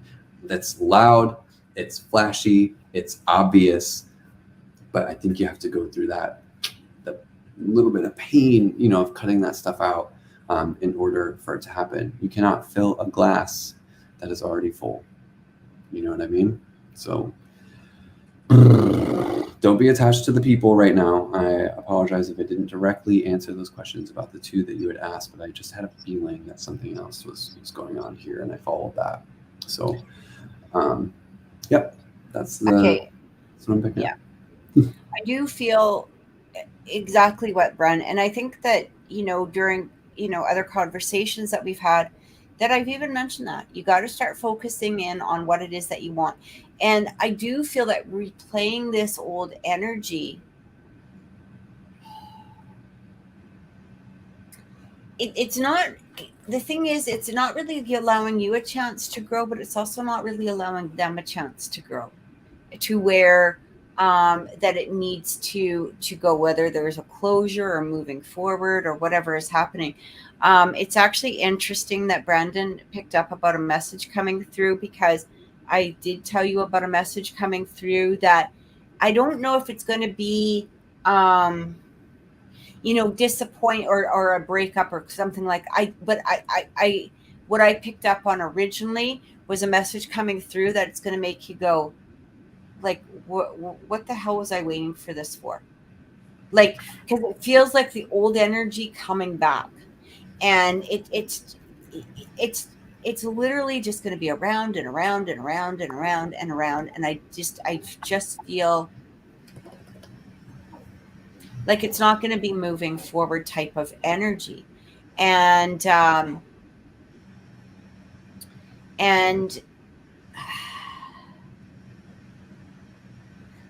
when you start focusing in on what you want to experience, the emotions especially that you want to experience, or even walk yourself through the perfect first date. It doesn't have to have a face, right? Like, it's the energy of it. Or where you are in 5 years, that sort of thing. It really is going to elevate all the energy around you that needs to come through and that has been wanting to come through. The problem that I keep feeling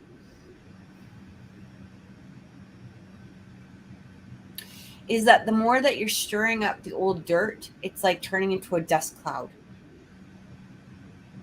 You know, and what happens is the new energy can't make its way through.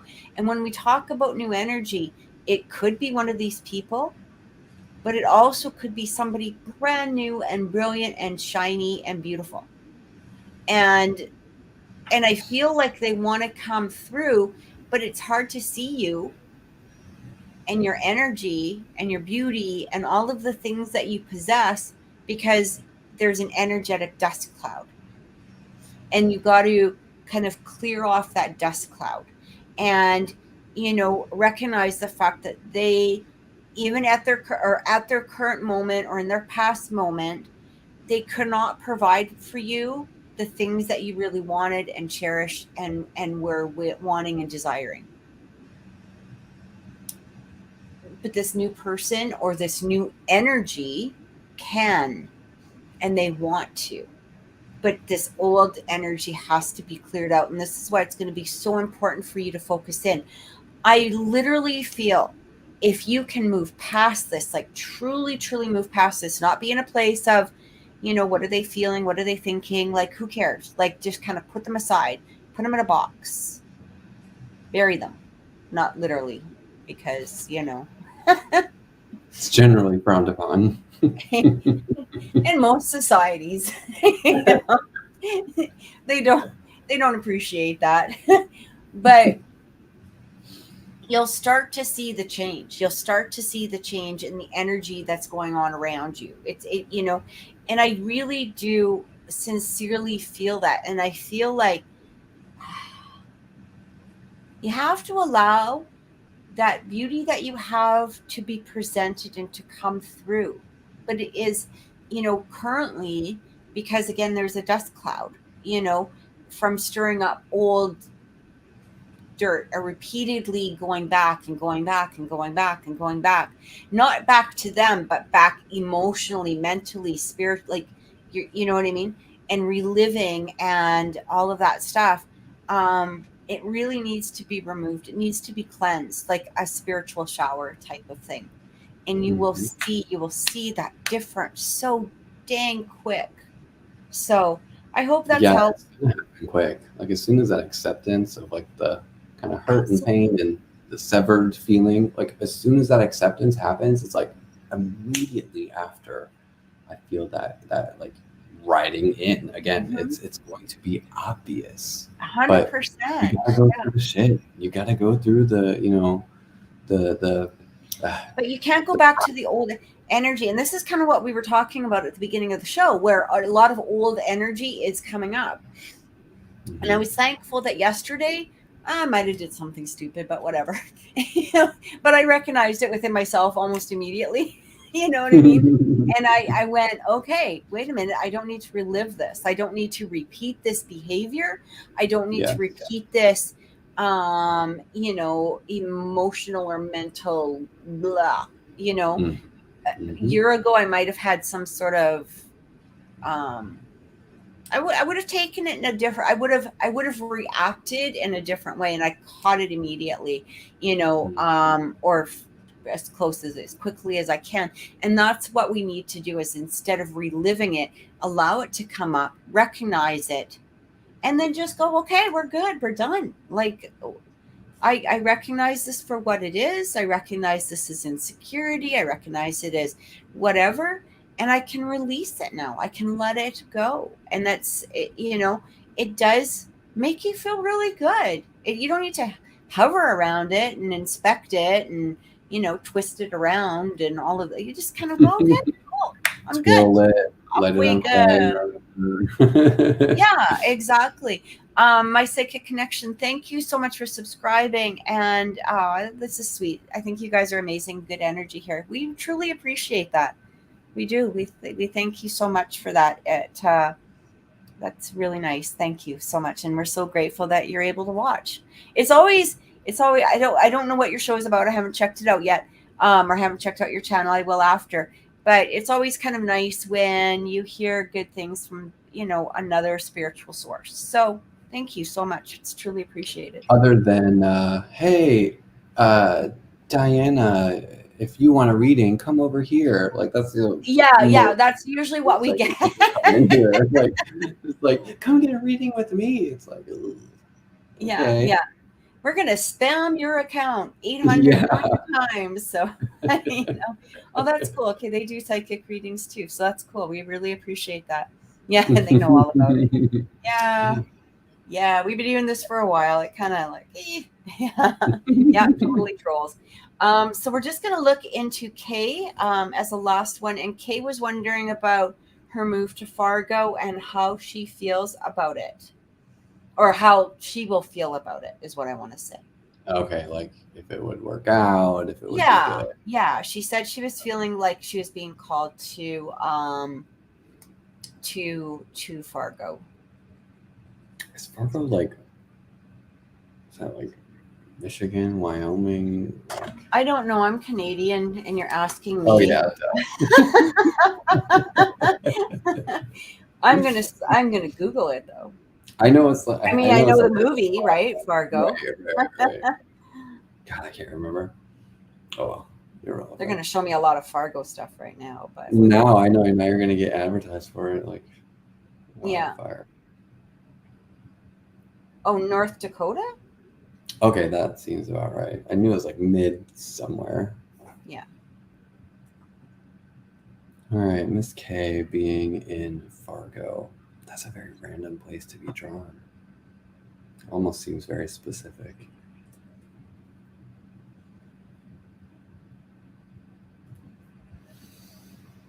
I gotta tap into Fargo. Okay. So I do feel like I can feel the sort of intuitive notion here, Kay.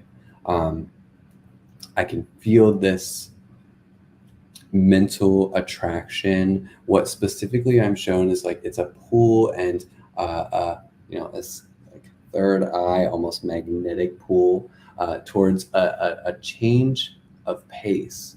Now, I don't know if you know anybody there, but I'm specifically being shown a male's energy being there and a sense of familiarity with this. So again, I'm not sure if you even have personal connections out there at all, but I am being shown a male's energy. They seem very bright. They give me a very, there is just a bright, expansive energy about them. There's a personal energy, somebody who is warm and friendly. It feels fun. It feels like somebody you could like rely on, like a good brother type of bond or friends, in that way. Somebody you might be able to revolve around in some way. So that I think that could be of benefit. I think how being in Fargo would serve you is that I think it could be a really good place to give you a new sense of roots, a new rooting system, a new sense of grounding. It does feel like it would create a transformation for you, but let's see. I want to ask Spirit about like long term, because I know that you've considered and contemplated moving other places before. I know there was even a moment like where you weren't even sure where you're going to be next. So I want to ask Spirit just what it would look like as far as longevity. Hello. Yeah, right? I'm actually surprised it's actually quite quiet outside my window right now. Really? Yeah. So I don't feel right now that this would be something that would be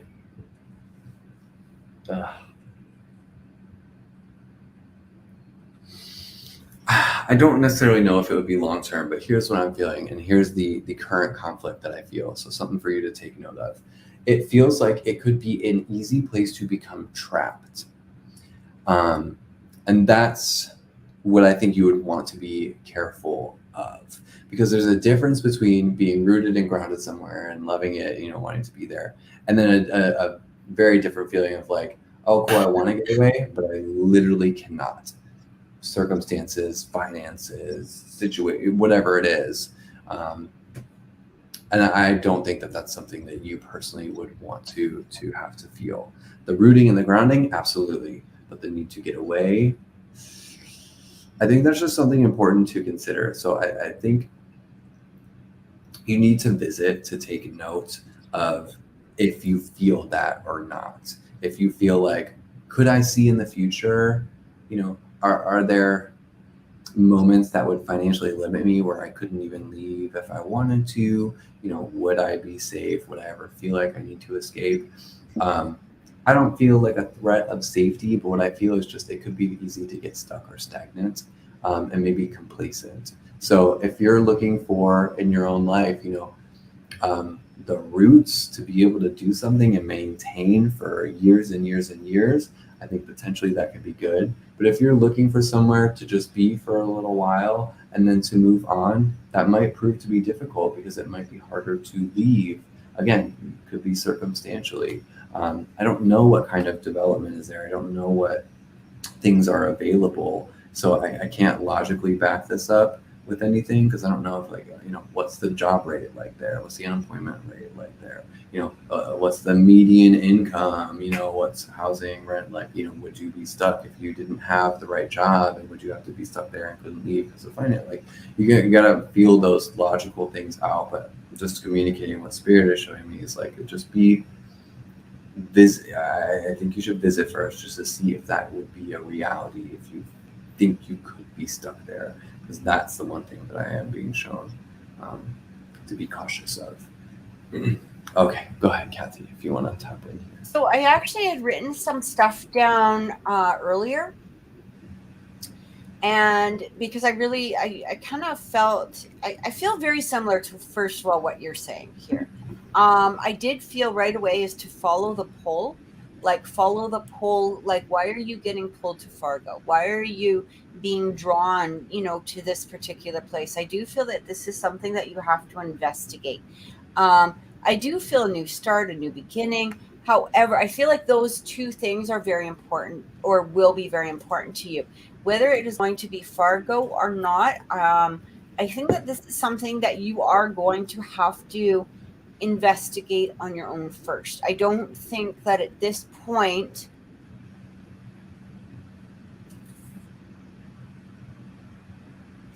I really feel like it would be irresponsible for us to say that, yeah, you're going to move there and it's going to be wonderful, is what I feel.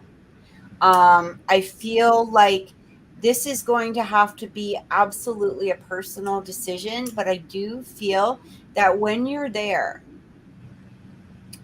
and when you're there and when you're in, checking things out, when you go for that visit, I feel like you really need to trust your instincts, trust your gut, really present yourself as though you were going to move there already, but without taking the actual action is what I keep getting. Because I do feel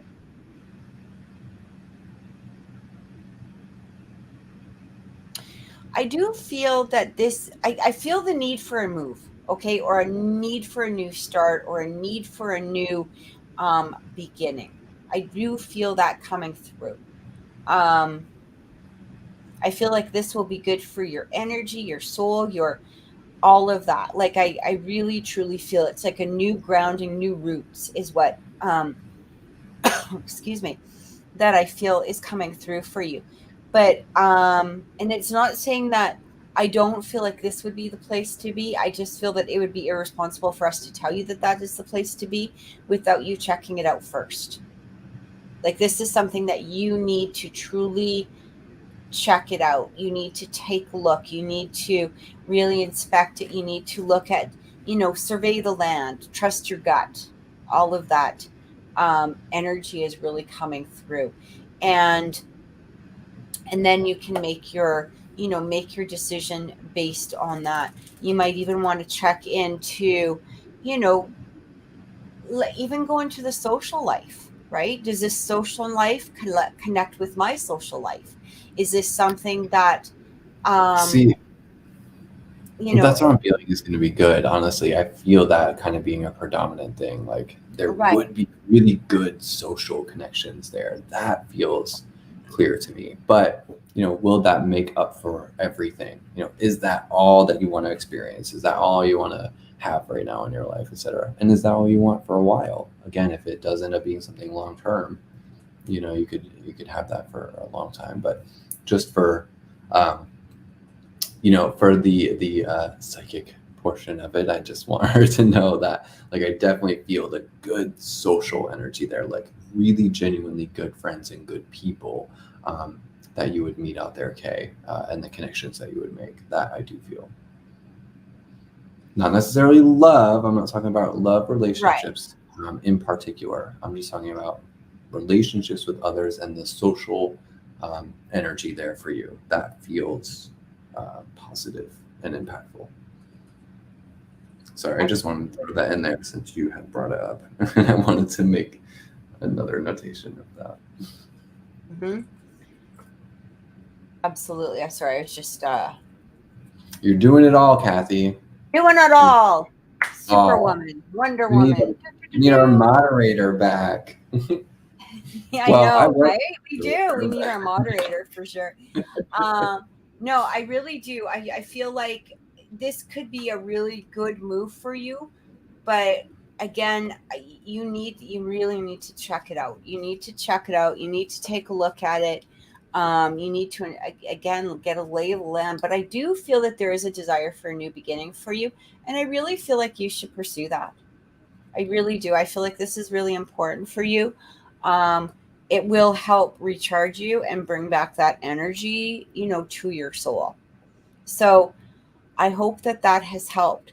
And guys, it has been 4 hours. Holy shit. Look at us go. I'm hungry, so I'm going to eat. And I want to thank everybody so much for joining us. It's truly a pleasure to be back. We missed you all. We are glad to be, here again. Thank you so much. Again, we will try to keep it to the Wednesdays, but things might be sporadic or whatever, but we will do our best. And bless you all. Thank you so much for sticking with us. To the new faces and friends, to the familiar and the ones in spirits, literally. Absolutely. And metaphorically. Yeah. It's always a pleasure to meet new people, to connect with people. But our regular viewers, always, like, old or from the past or new, always have a special place in our heart. So thank you so much for everybody. We truly appreciate it, and we will see you next time. Many blessings to all. Oh, just quickly, if you want to book a personal reading with Brandon, you can contact him at thedreamteacher.com. I'm saying it for you. And if you'd like to connect with me, you can contact me at oracleintuitions.com. Check out our web pages. Thanks again. Take care, everybody. Bye.